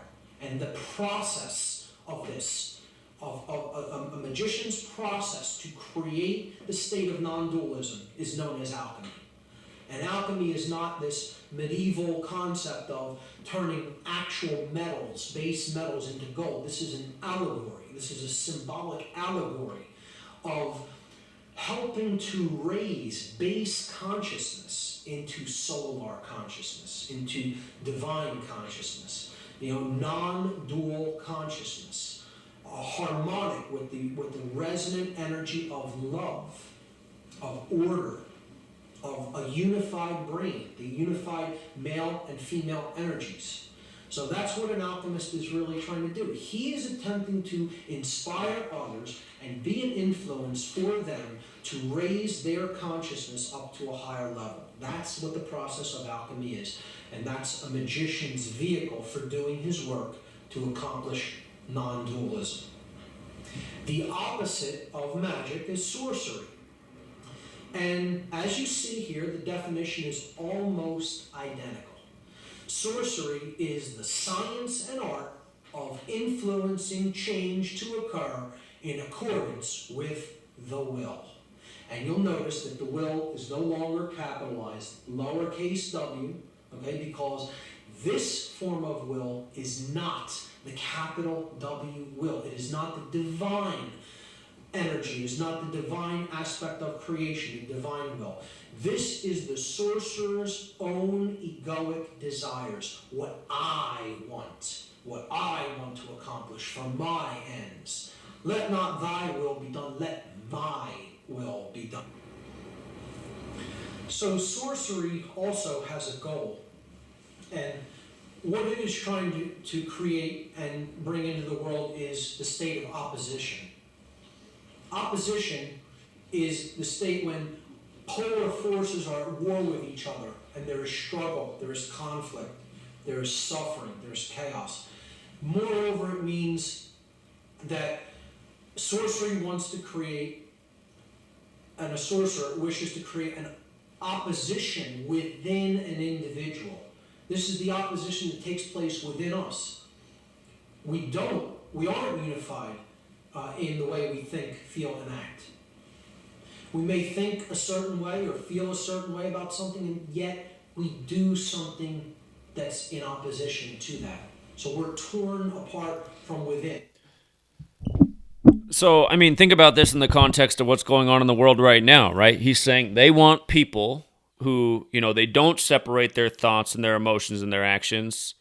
It's just one thing comes through that gets the action in them that the spellcaster wants, right? And think about right now, just how many people just reacting to the TV, going out and getting the jab, not really doing the homework or thinking much about it. Not at all. They're just, following the instruction, the vibration that comes through, the TV, the radio, the computer from the authority. And then just all the, so the other part of what he's saying is all the people who've in the last year said that they wouldn't get the vaccine, but now that they see other people are doing it, they went out and did it too. It's like they lost their thought, and now they're just on, they're on the authorities, wavelength. They're doing what they want. So, and again, he did this presentation in, 2013 or earlier. And I mean, these same lessons have gone on all throughout history, but right now we're just living out such a clear example. And three aspects of our consciousness are not unified as one, they are torn apart. So in that aspect, the person is in internal opposition, or they are crucified within themselves, it could be seen as. And the actual methodologies that are used to accomplish this state of opposition, both within an individual and in the external world, is the sorcerer's tools of illusion and manipulation. It is getting people to believe in something that simply is not real and that does not serve their interest in the world, does not serve who we are and how we are really meant to live. And Again, terrorist boogeymen that live in caves, the thing that was once branded as the seasonal flu, now the killer pandemic. Again, look up the original coining of coronavirus in 1968. Tell me what it says. You'll see exactly what I saw. Seasonal flu. But anyway, here we go. It creates disharmony and strife and suffering in the world. When want to try to get people to believe that way because it may benefit them. Even though it doesn't benefit the whole, it may benefit them so that they profit and they come out on top and everyone else suffers. That's what a sorcerer is really trying to do. And they use illusion and manipulation, playing people off against each other, manipulating them, getting them to see things that they want them in a way that they want them to see it, getting them to believe in things that aren't real, don't serve them, and yet then people develop an attachment to it. And that's really what creates all suffering. So that's what magic and sorcery is really about as they are used in the real world. So the next concept in consciousness that we have to understand is what really keeps us as a species in a state of general unconsciousness. What are the barriers to our self-realization? And look at the word realization. I'll be talking a lot about the meaning of words going forward in the presentation. To use one's real eyes, to realize something. When we realize it, we are making it real, realizing it. Okay? So it's bringing something into manifestation. Well, what are our barriers to realizing the true self, the true essence of who we are? The barriers to the realization of the true self. Okay, not the egoic self, but the real essence of who we are. Here are the four main barriers to the realization of the true self. The five-sense illusion, ego identification, the prison of the left brain, and institutionalized belief systems, which you've already talked a bit about. So I'll take them in order. The five-sense illusion is the first barrier to the realization of the true self. This is the idea that only what we are able to perceive with our sensory organs is real. And anything that lies outside of that sense perception cannot exist. That's what this concept is, the five-sense illusion. This first image over here on the left is the visible bandwidth of light energy that we are able to see and decode as color in the human eye. And you see, this is a blow-up of it here, but over here, this little strip right here, okay, is in fact all of the visible colors of light that the human eye can perceive. There is an infinity in the spectrum to the left and the right of frequencies that the human eye cannot decode as color, yet they exist. Sound is another example. Take a dog whistle as an example. You blow a dog whistle, your ear does not hear the sound, yet a dog's ear does. It's because your ear is tuned to a different vibratory bandwidth of frequencies than is a dog's ear. Does that mean that no sound is coming out of the whistle that you're blowing? Of course not. They're just a wave of energy vibrating very quickly like a little rubber band. This is string theory. And think of it like a telephone cord. If you took a telephone cord or a jump rope, okay, and just kept whipping it faster and faster and faster and faster and faster and faster, eventually you can make you get a pattern on the other wall, okay, that looks like two slits from where they went through and they struck the measuring device on the other side. Okay, so that's this first image here. Very small pieces of matter, like let's say ball bearings or pellets. You shooting them through a shield with two slits in it, and that's the pattern they form on the other side. Now, when scientists do this with electrons, which are very, very, very small bits of matter, part of an atom, a subatomic particle of an atom, which is what matter is comprised of, you do not get two slits.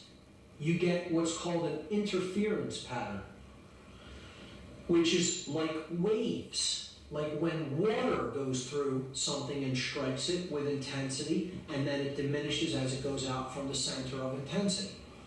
But scientists are confused. We shot small bits of matter through these two slits, and we get an interference pattern. How could that be? They thought maybe they were interfering with each other because they're shooting them through as a stream of electrons. So what they do is they then take an electron voltmeter, which fires only one electron at a time.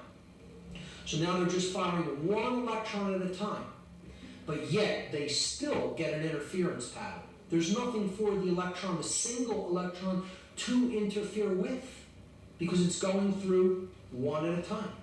But they still get an interference pattern like waves. Okay? This is because at the quantum scale, matter isn't solid. It is wave energy. And the electron is leaving that electron voltmeter as a wave, and it's passing through that double slit as a wave to strike the wall as a wave. Now, scientists wanted to determine, well, how many of them are going through one slit, how many of them are bouncing off, how many of them are going through another slit. So they put a measuring device, okay, before one of the slits, and they're going to measure how many of these individual electrons are passing through only one of the slits. What happens is when they put the measuring device onto the one slit, the pattern then changes and it behaves like large matter, large pieces of matter, like macroscopic matter instead of the very, very tiny subatomic particle of an electron. It stops behaving like a wave because consciousness has been introduced to the equation. And then it behaves like solid matter. Then, upon being observed here, this is called the observer effect. Upon being observed, before it goes through the slit, okay, it has to make a decision about which slit it's going to go in. It cannot act as a wave because there is consciousness introduced. So then an outcome must be determined, and that what happens is it is called the collapse of the waveform. So the particle that left as a wave collapses to a point particle and then goes through one of the slits or the other or bounces off the screen. Prior to that, it only exists as a waveform if no consciousness is introduced. So this shows us, one, matter is not solid. It is a waveform, a vibratory energy. Two, how we view ourselves, the world, the things that are taking place, has an effect on the outcome. We are made of these particles. Okay? So introducing consciousness into the equation can have the effect of changing the end result. That's the important thing to keep in mind here. Looking at it one way may get you one thing, looking at it a different way may get you something else. The 5 sense illusion. The next barrier to self-realization is ego identification. So ego should be briefly defined because most people think of ego as, oh, I'm just a person who's completely full of myself, and I just think that I'm so great and so better than everybody else. That isn't ego as I'm using it in this idea, in this concept. Ego identification means that a person is identified with roles that they play in life. They don't see themselves as an aspect of consciousness. They see themselves as what I do, what I'm involved in, the role that I play. So I am a businessman, I am a soldier, I am an American, I am a father or a mother, okay? You're identified with the roles that you play in life. These are simply vehicles, expressions for consciousness to have an experience in the physical world. They're not who we actually are underneath. We are the expression of consciousness, having an experience in the physical world. These are roles we play in life. They're not actually who we are. But we often tend to get into the trap of identifying with these roles so much so completely that we define ourselves as these roles. And that's where we can get into trouble. The next barrier to the realization of the true self is the left brain prison. So we talked about the hemispheres of the brain and how the left and right brain play very different roles in their functions. And what we have to understand is that shut down modes of consciousness are very frequently caused by left brain imbalance. And this is, we'll talk about why that is later, and what happens to the brain when it becomes imbalanced toward one hemisphere or the other. So the next barrier to the realization of the true self is what I call, what many researchers have called the left brain prison. This is getting trapped in the functions of the left brain only and kind of ignoring the right brain functions of holistic thought and intuition. And this is a product of our culture, actually, which stresses reading, writing, math, verbal communication, written language, science, logic, reason, okay? And it oftentimes ignores, particularly in our educational upbringing, holistic thinking, intuition, creativity, art, music, things like that are often de-emphasized in our educational structures, certainly not emphasized in our scientific establishments. And this is kind of like a cartoon talking about or making a commentary on the differences between the left and right brain. The left brain, there you see everyone in business cubicles, all the same color, you know, all looking identical, like robots kind of. And then on the right hand side you see people engaged in creative acts, in holistic behaviors, hanging out with their family, flying kites, reading, doing creative things, art. And it's a good analysis of the dichotomy between the left and right brain hemispheres. And the tendency in our culture is to get trapped in that left brain modality because that is the part of the brain that kind of keeps us real rooted to the physical world, and it's that which kind of is geared more towards staying in control. It's the dominator part, the aggressive or dominator part of the brain. And that's why I have the image there of Big Brother from 1984, because this is what it ultimately leads to if you stay trapped in that left brain sense of identity, the left brain prison, becoming like a dominator. The next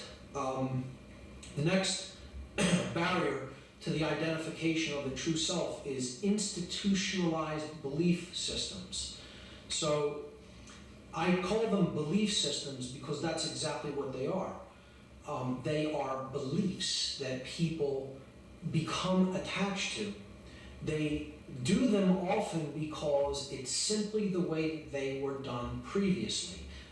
If they were introduced suddenly now, without any prior knowledge on them, many people would say, well, why would you want to do something that way? But because they're handed down to us by other people who just say, that's how it's done, or that's the way it is, or that's how we do this, then it's accepted.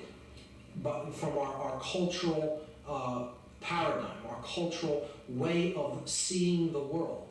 And it's also interesting to note the word institution. When we say that we are committed to an institution, what do we mean by that? Are we favoring the things that a body of people who do a certain thing, their approach to doing this are? Or are we saying, I'm being committed to a mental asylum? You know, committed to an institution and committed to an institution are the same phrase in our language. And one should think about why that may be. Why are they the same phrase even though they mean two completely different things? Language is a funny thing like that. We'll be talking a lot more about words, the meaning of words, the derivations of words, you know, how our language speaks to us in very, very right brain ways if we can only break it down and really hear what's being said, kind of almost symbolically. But these are some institutions, you know, marriage, business, the business world, the educational world, the medical community. You have government, you have religion, you have military, you have police and paramilitary. These are all institutional belief systems. They're not institutions which are really out there to discover truth. They are institutions that are out there to tell people how things actually are in their view, in their worldview, and then get them to go along with it without any actual examination of the facts for themselves. Therefore, they are belief systems. It works like this. Take my word that it works like this, and just do what we say based on belief.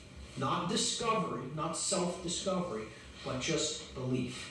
And that's why I think that institutional belief systems are one of the biggest barriers to self-realization, because they don't really take the individual into account. They absorb the individual rather than rather than encourage the unique expression of an individual. With that having been said, the next section is the true self versus the false self or the lower self. So the higher self versus the lower self. That which is the real self versus the self that is engaged in and trapped in illusion. So this is what the qualities of the true self are. When we are born in conscience, when we are born in consciousness, these are the qualities that the individual takes on. The true self exists in a state of dominion and non-duality. So as they think, so they feel, so they act. And they cannot be separated from that way of living their life, the way of being in the world. A true self understands and works toward true freedom. They really grasp the concept of freedom. They understand it as the highest expression of love in the world around them, and they're working toward higher and higher expressions of freedom. The true self practices alchemy to bring about the true will. So the true self is a magician in the truest sense. He is not serving his own egoic will, he is serving the will of creation, the will of the divine, that which wants to bring higher levels of consciousness into manifestation. The true self is concerned with the alleviation of suffering for all beings. That's very critical. The true self recognizes that another being's suffering is his own suffering. And he or she suffers as long as there is even one other being that suffers.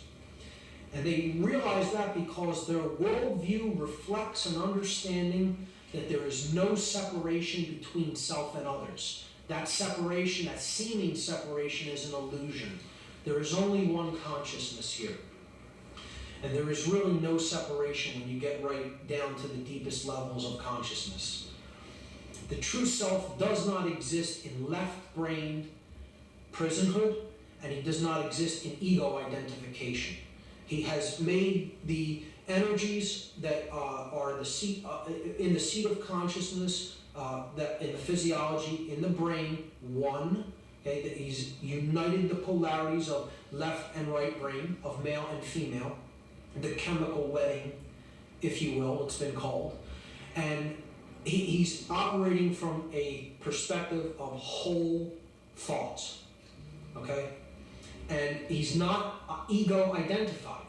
He doesn't consider the role that he is playing in the world, regardless of what it may be, father, brother, son, teacher, any job that he may do.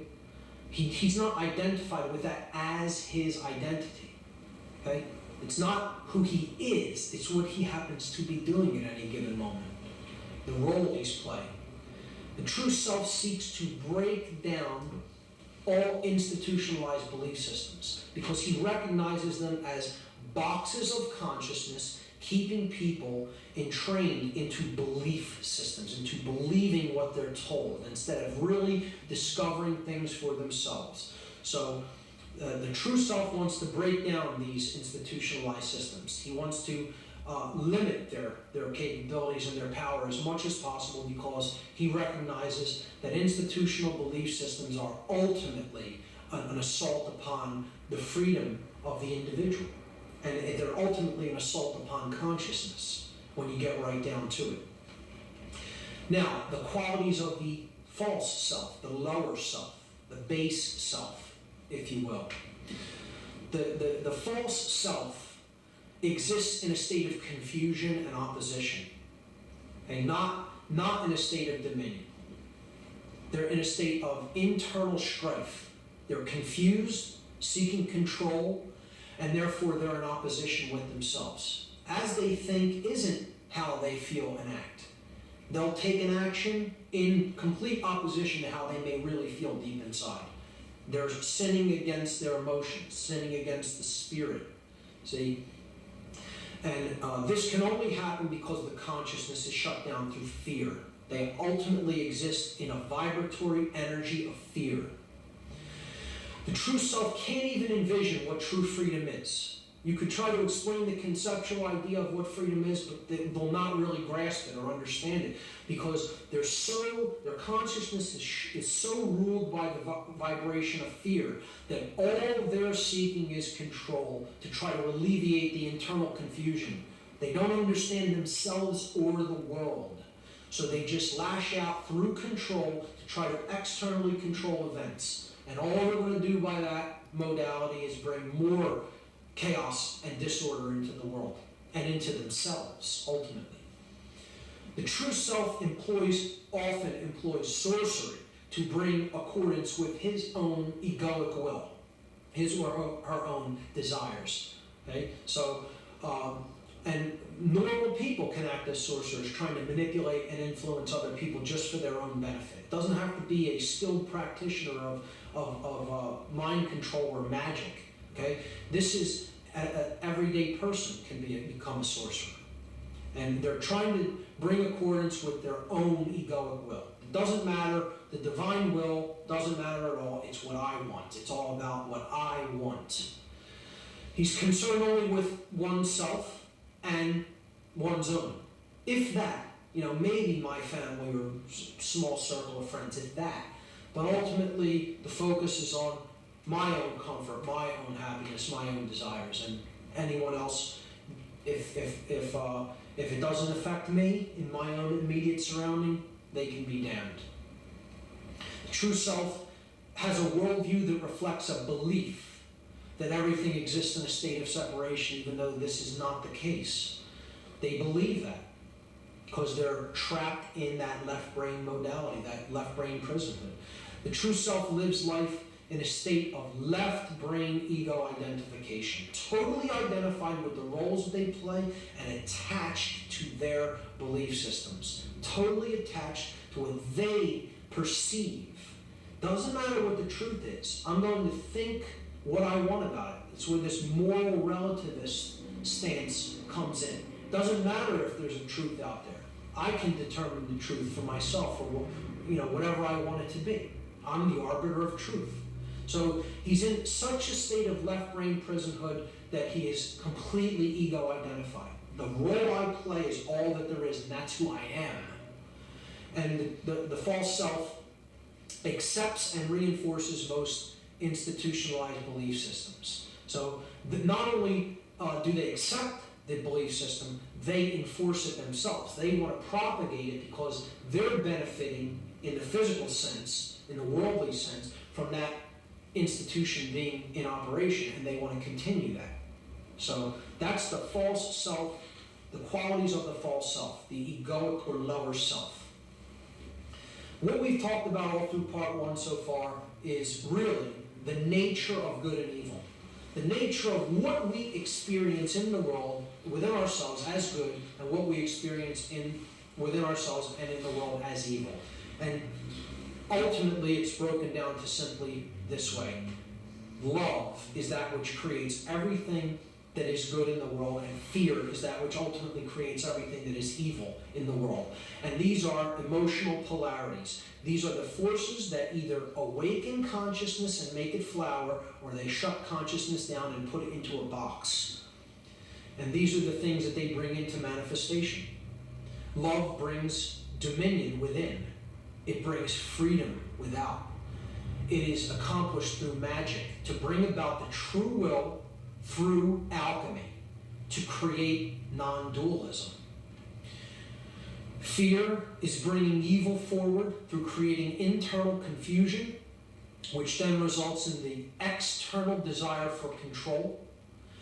It works through the process of sorcery, manipulation, and serving the egoic will to create illusion in others and ultimately opposition within the self and others.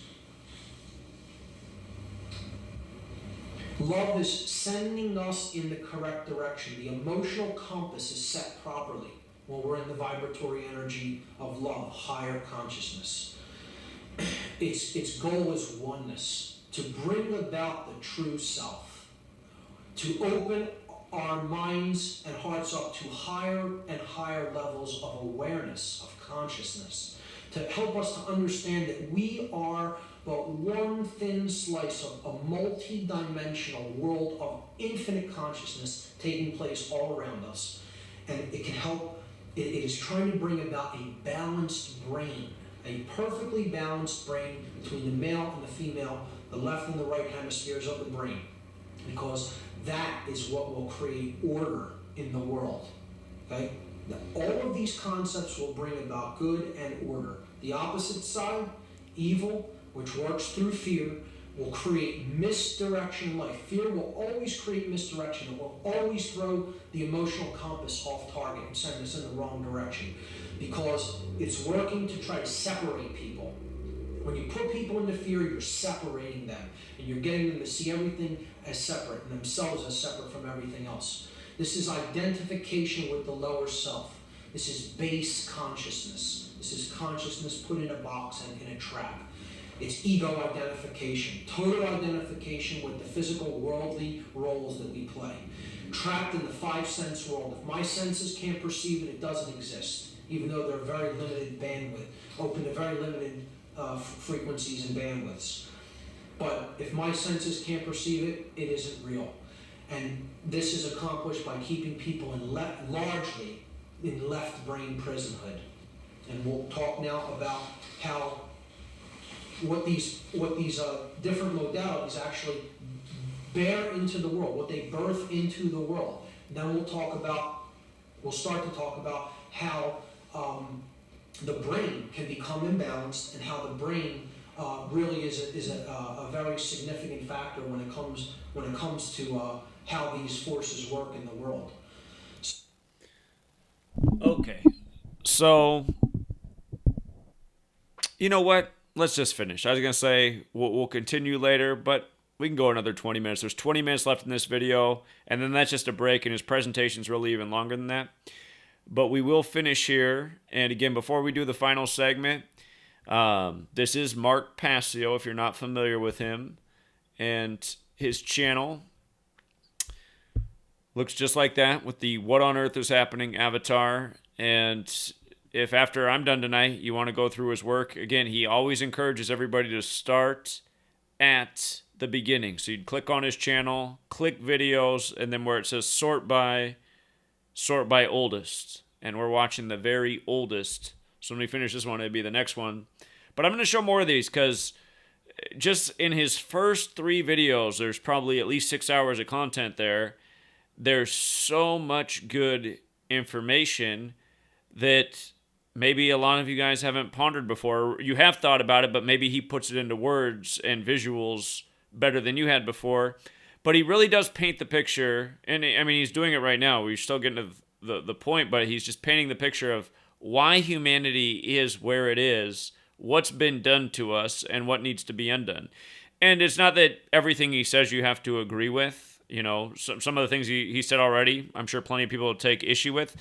But ultimately, if you just look at the bigger picture of what he's presenting, he is right on point with how society is being controlled and where we're being taken. I mean, just think about what he's saying now and just reflect with what's going on in the moment. I mean, you know, it's just so obvious. But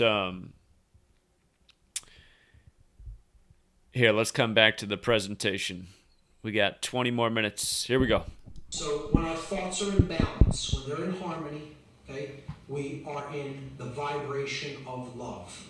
Okay, this is the essence of consciousness. This is the force that helps consciousness expand, and it ultimately is derived from how we think.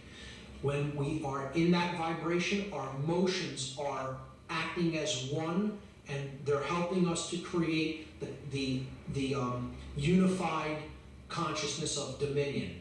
So as we think, we feel, we act, and we cannot be torn apart. And when we do that, then our actions are also in harmony, and we're working toward true freedom. So it happens from our thoughts in a vibration of love. Internally, our emotions are in harmony and in check, and we're not ruled by them either. We own them as well. We're in dominion. Okay, so we know what's going on within. Then we put that into practice in the outside world to create freedom, which is the highest expression of love in the world. So the pyramid of love is built upon dominion within and freedom without. There's no other way to get to that state. There's no other way to create good in the world. Order, peace will come from these polarities being in operation within the self and in the outside world. You're not going to create in any other way. It's simply how the organizing principles of the world work. These are the energies we are working with, and this is how they work. The opposite of this effect is if our thoughts are in complete disharmony and they're ruled by fear. We are in the fear vibration with how we think. Then our emotions are going to be completely out of order. Often they are going to rule us instead of us using them for our benefit, and we're going to be in a complete state of confusion within. And then our actions are going to be geared toward trying to take external control over others. And the only thing that's ever going to create in the world is chaos and evil. That's all you can create with those polarities. You know, trying to say that you're going to create good and order in the world through control is like saying, I'm going to take my wet laundry that I just washed, and I'm going to dry it by pouring more and more water on top of it. You'll never dry it like that. It's an impossibility. You're adding the opposite polarity than what you want. And that's what people in fear-based consciousness, in internal confusion, that don't really understand the self, that have not made a study of their psychological and emotional makeup, are going to create nothing but chaos in the world through trying to control things externally instead of understanding what's really going on inside of us. So that's how that pyramid works. Now, we talked about consciousness and how it's correlated to the brain, the yin and yang energies, the left and right hemisphere of the neocortex, the human brain, okay?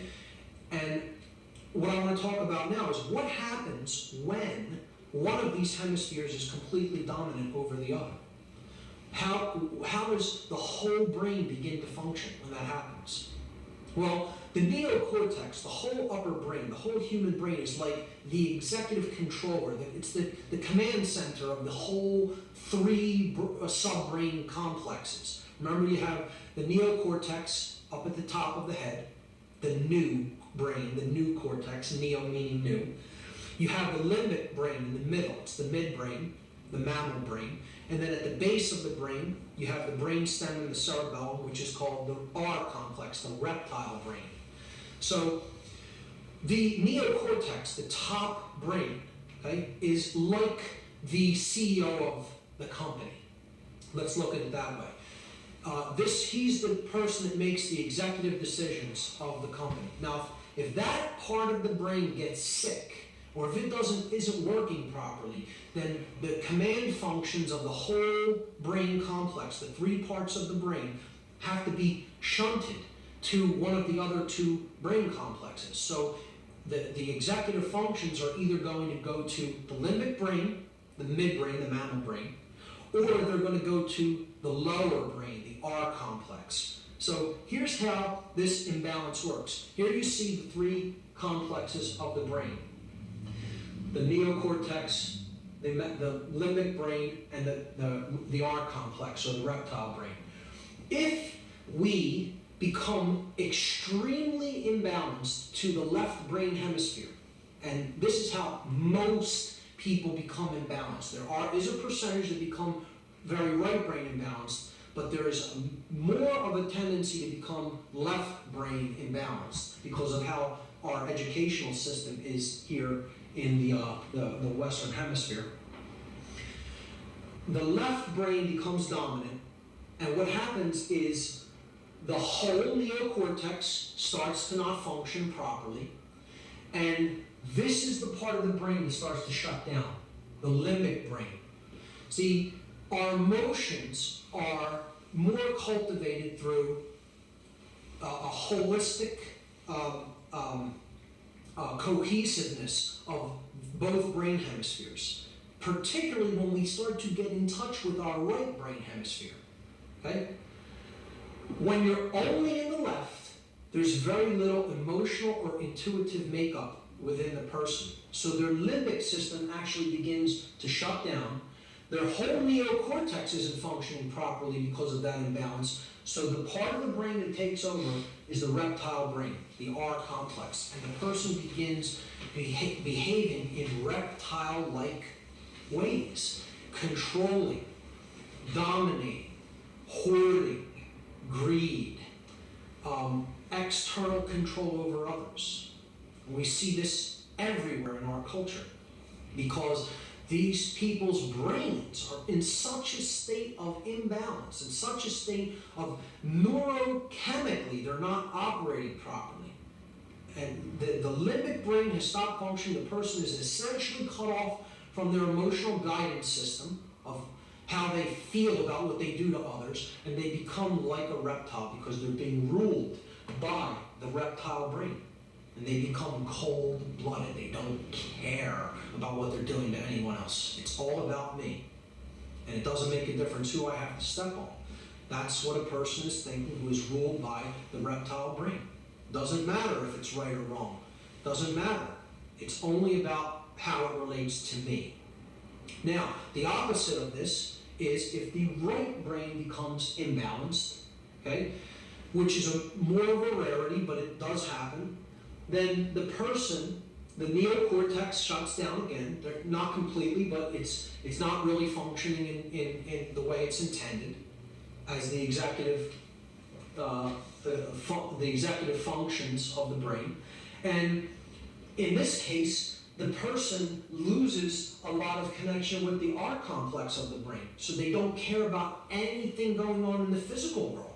It doesn't matter if I'm living in a state of physical disarray. It doesn't matter if I, have none of the basic necessities for survival. It doesn't matter if I'm being controlled externally from other people and my rights are being taken away or I'm being physically abused. See, because in that case, the mammalian brain, the limbic brain has gone kind of haywire, and this person's being ruled by their emotional brain. They don't have enough of the male tendencies because the feminine part of the brain has overtaken their consciousness, and this person, their limbic system becomes the executive controller of the brain, and they lose all connection with survival instincts and anything having to do with living in the physical world. So somebody who's extremely imbalanced in religion or the New Age movement, perhaps, excessively meditating, let's say, this could be a way that the brain is imbalanced to the right hemisphere, and then the person becomes ruled by the limbic brain, the mammalian brain. And ultimately, that's what is really going on. We have people's brains being imbalanced and really being put into a state of extreme unhealthiness through imbalance toward one brain hemisphere or another. Because when we get imbalanced toward the left brain, we become ruled by the R complex and we become dominators, masters. Okay? When we're ruled by the right brain, then we lose all connection with physical survival and don't care what happens to us anymore. We become ruled by our emotions and we become like slaves. So this is why this brain imbalance is really occurring. There's a force out there that wants to create a world of masters and slaves, ultimately. They want the brain so imbalanced, it wants the brain so imbalanced that there's some people who are so left brain imbalanced they become dominating controllers, and some that become right brain imbalanced and they're willing to capitulate to any form of control that is thrust upon them. And ultimately, there's a little of both kinds of imbalance in most people, and they become like a master and a slave simultaneously. You know, they want to rule over whoever they can below them, and then they'll take orders from whoever is above them in this hierarchy of control. So this is an actual brain scan taken from a science journal of what the brain looks like when it becomes heavily imbalanced. This isn't physical holes in the brain over here. These are areas of electrochemical deadness. So there's no neural firing in the black parts of the brain, the real dark areas. This person's brain that's labeled normal here, it's a bit difficult to see on the slide, but this person's brain is in what's called global EEG coherence, global brain coherence. The electrochemical activity is distributed equally about both hemispheres of the neocortex. You're looking at the neocortex from underneath, this being the top of the brain here. So this is the front of the head, that's the back of the head, okay? So that would make this the left brain hemisphere and this the right brain hemisphere, if you could visualize that. So look, picture it as if you're taking the brain and lifting it up like this. Here's my left side of my brain. I'm lifting it up like this. You're seeing it from underneath. So that's the left brain hemisphere. That's the right brain hemisphere. I'm sorry, it's backwards. This is the left brain hemisphere here, the left brain on that side, and that's the right. So if you tilted this down this way, that would be the front of the head. Okay? Now, here, the brain is labeled violent because I'll tell you about the person, the types of individuals that were scanned for these two images. This person was not given a standard Western educational upbringing, did not watch a lot of television, did not eat a Western diet, meditated a small amount on a daily basis, and they have global EEG coherence. This person was brought up in a Western educational system. They watched many hours of television a day, didn't really do a lot of reading, never meditated, ate a very Western fast food type diet, and that's what their brain ended up looking like. You can see that really the real damaged part, the real electrically dead part of the brain is right there on the right hemisphere. See, because they became like a controller, and it's labeled violent. This person had violent tendencies and had problems, behavioral issues, and possibly, I'm not sure if it ended up in problems with, law,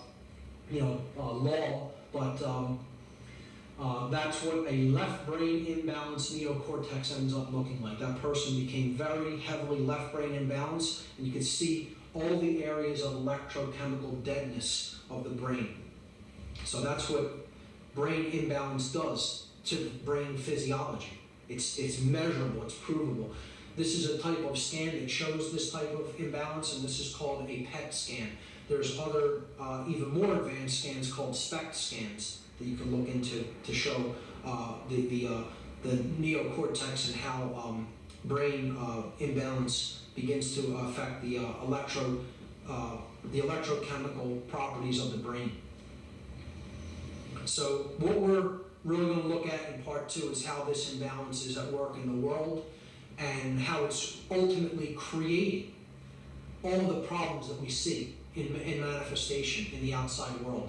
And what we're seeing is this, that consciousness is ultimately being torn apart in most people by the imbalance to the male energy. And it is the suppression of emotions, the sacred feminine, the Holy Spirit, the divine mother, the feminine aspect of consciousness, our emotions, that is really what is driving this. That our emotions are being so numbed, kept down, ignored, and ultimately killed. The sacred feminine is being killed in our world, and that's our emotional aspect of consciousness. And when that happens, the yang energy begins to dominate because we're out of touch with the feminine aspect of ourselves, the intuitive, compassionate side of who we are, and we're being ruled by this yang energy, the male dominator principle of energy. When in fact what we need to do is unite these and help them to come into equilibrium and exist harmoniously in all individuals. That's the ultimate goal. So this is a painting by the artist Alex Gray, a great spiritual artist. This is my favorite painting by him called Gaia. It's the last slide of part 1. And in here he brilliantly depicts what happens when we lose touch with the right brain side of ourselves. If you imagine yourself as the world tree that he's painting in this image, this would be the right brain, that would be the left brain, okay? You're facing this way.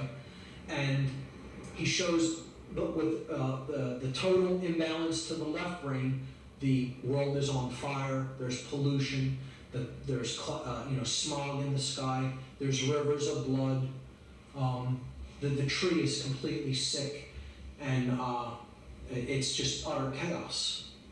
But if we get in touch with our right brain hemisphere, and we unite the brain hemispheres, then we can build a world like this, of peace, nature in harmony, blue skies, sun ruling the sky. And it's just a great depiction of, what going into certain modalities of consciousness through the left and right brain can bring into manifestation in the world. And that's why I think it's a great painting by a great artist, and it's a great place to end part 1. And in part 2, we will look at what happens when this type of brain imbalance comes into fruition in our world, and that's exactly what has happened. And we'll talk about the forces that are driving that imbalance, that left brain imbalance, and ultimately holding the consciousness of this planet where it currently is, because they benefit from it being held there. And we'll talk about what those forces are, and we'll talk about how they operate to accomplish this imbalance. Okay, so that is the end of part 1. We will do part 2, not right now. But if you want to get ahead, again, Mark Passio's YouTube channel. If you want to watch his videos in order, just click the videos tab and then the sort by. Do oldest. We just watched part 1. The next part is 3 hours long. When we do go through it, we'll go through it in parts. But again, he's going to get into how and why they do it and the impact it has on humans. And again, I just want to comment that the way they do it, there's many ways to the way they do it, but they do it by the numbers every single day, and they're constantly programming negativity that really nobody needs to know about. Big story over the weekend out of Alabama, right? They had to give us the story of the little girls killed in the freeway in Alabama, right? And if you're familiar with my work, we always talk about Alabama and the number 13, because in Gematria, Alabama equals 13. Well, this news broke on a 13 date numerology about 9 children and 1 adult being killed. 9-1, like 91, the 13th triangular number. And even our calendar, 13 weeks is 91 days. These numbers have a very powerful relationship that we talk about all the time. But again, every day they give us all this programmed negativity, all this low vibration crap that nobody needs to know about. I mean, if 9 children really were killed in Alabama and 1 adult, I mean, that's a tragedy, but why does that need to be the national news story, carried all over the news, repeated countless times, today in the news, yesterday in the news, follow-ups on this tragedy of the girls getting killed on the freeway? I mean, if this is a real story, this isn't a story that just needs to be magnified and pumped through the whole world so that everybody knows about it. It doesn't serve any benefit to anyone. It's just more negativity. And I saw it from a child before having any understanding of any of this. When the TV's on, there's so much negative crap coming. The news is all fear. You really pay attention to what's in so many of the shows. It's not really good. So much violence and more things to make you paranoid about life. It's like we're addicted to turning on these technological devices that just give us a constant negative vibration. And again, I wish Mark Passio and others would get into the number aspect, because it's proof of how they're cooking up the news, spelling, spells, and again, just always negative. I mean, look at all these headlines at the time it was taken. The U.S. economy is never going back to normal. Of course, it's the new normal for the new world order. Suspect charged with murder and death of American woman in Russia. They lost their loved ones to COVID. Then they heard from them again. This is what the news is every day. Turn off the TV. Where's the pandemic? Oh, your grandmother, your grandfather died? Okay, how old were they? Oh, they had cancer also. Oh, strange. The same thing goes on every single year. It's just so amazing. I mean, again, we know the populace is under mind control. We know they can't see through the obvious. They go along with the lies of the spellcasters, the sorcerers. I prove it every day that this is what's going on. What Mark Passio does from a different angle, though, is he explains it, and he has a very good scientific background and, again, good vocabulary. And he was in the occult since he was a member of the Satanic Church. And he climbed the ladder a little bit. And for all the people who hold that against him, again, that's his life experience. Just going through all those things, right and wrong. It's what made him say, okay, I need to make up for what I did, and now I'm going to go out and teach knowledge to the world. And if you watch his newest videos, you'll see he's frustrated and burnt out, and, maybe he'll find his fire again, or his willingness to speak out. But I get why he's burnt out. I mean, I'm living the same life over here. It's just, I don't know. So he's older than me. He's like 10 years older than me. Maybe in 10 years, I would feel more like him. So anyhow, Mark Passio, he does do good work. We're going to watch more because I want to go through at least his first 3 videos, which is hours of content. But I just want to show all that on this channel to make sure people catch wind of it. And again, you're welcome to go watch as much as you want. He's got a lot of information on a lot of topics. And again, I don't agree with everything he puts out, but I still see that he does a good job of teaching about what's fundamentally wrong in this world. And if we don't have this knowledge, if we don't know what the problem is, how are we going to overcome the problem? So, also, again, he has his own website, onegreatworknetwork.com, onegreatworknetwork.com. So that's their website. And up on the top, there's a creators tab, and then you have all the people that are posting on there. And it's all alphabetized. So like Mark Passio, he's got his own little button here. And he's just sharing, he's got his content here too. So some of the stuff that he hasn't posted to YouTube, it's on here. But that is it. And again, FreeDefinedTruth, the website for people trying to avoid the censorship, and website for people who want to link up and network with people in their community and make things happen. Because again, not enough people are doing that. Here's a picture of Mark Passio and his wife arrested in Philadelphia for passing out flyers about why we need to get rid of the Federal Reserve. And the article written shows that they were wrongfully arrested. And of course they were. But again, the point is, like, this arrest of him and his wife for doing this couldn't happen if more people were out doing what needs to be done. Again, when only a few people are willing to stand up for what's wrong in the world, it allows us to get singled out and picked on. And yeah, it's something else, you know. So, all right, you guys, we'll leave it there. And appreciate all of you. And until next time.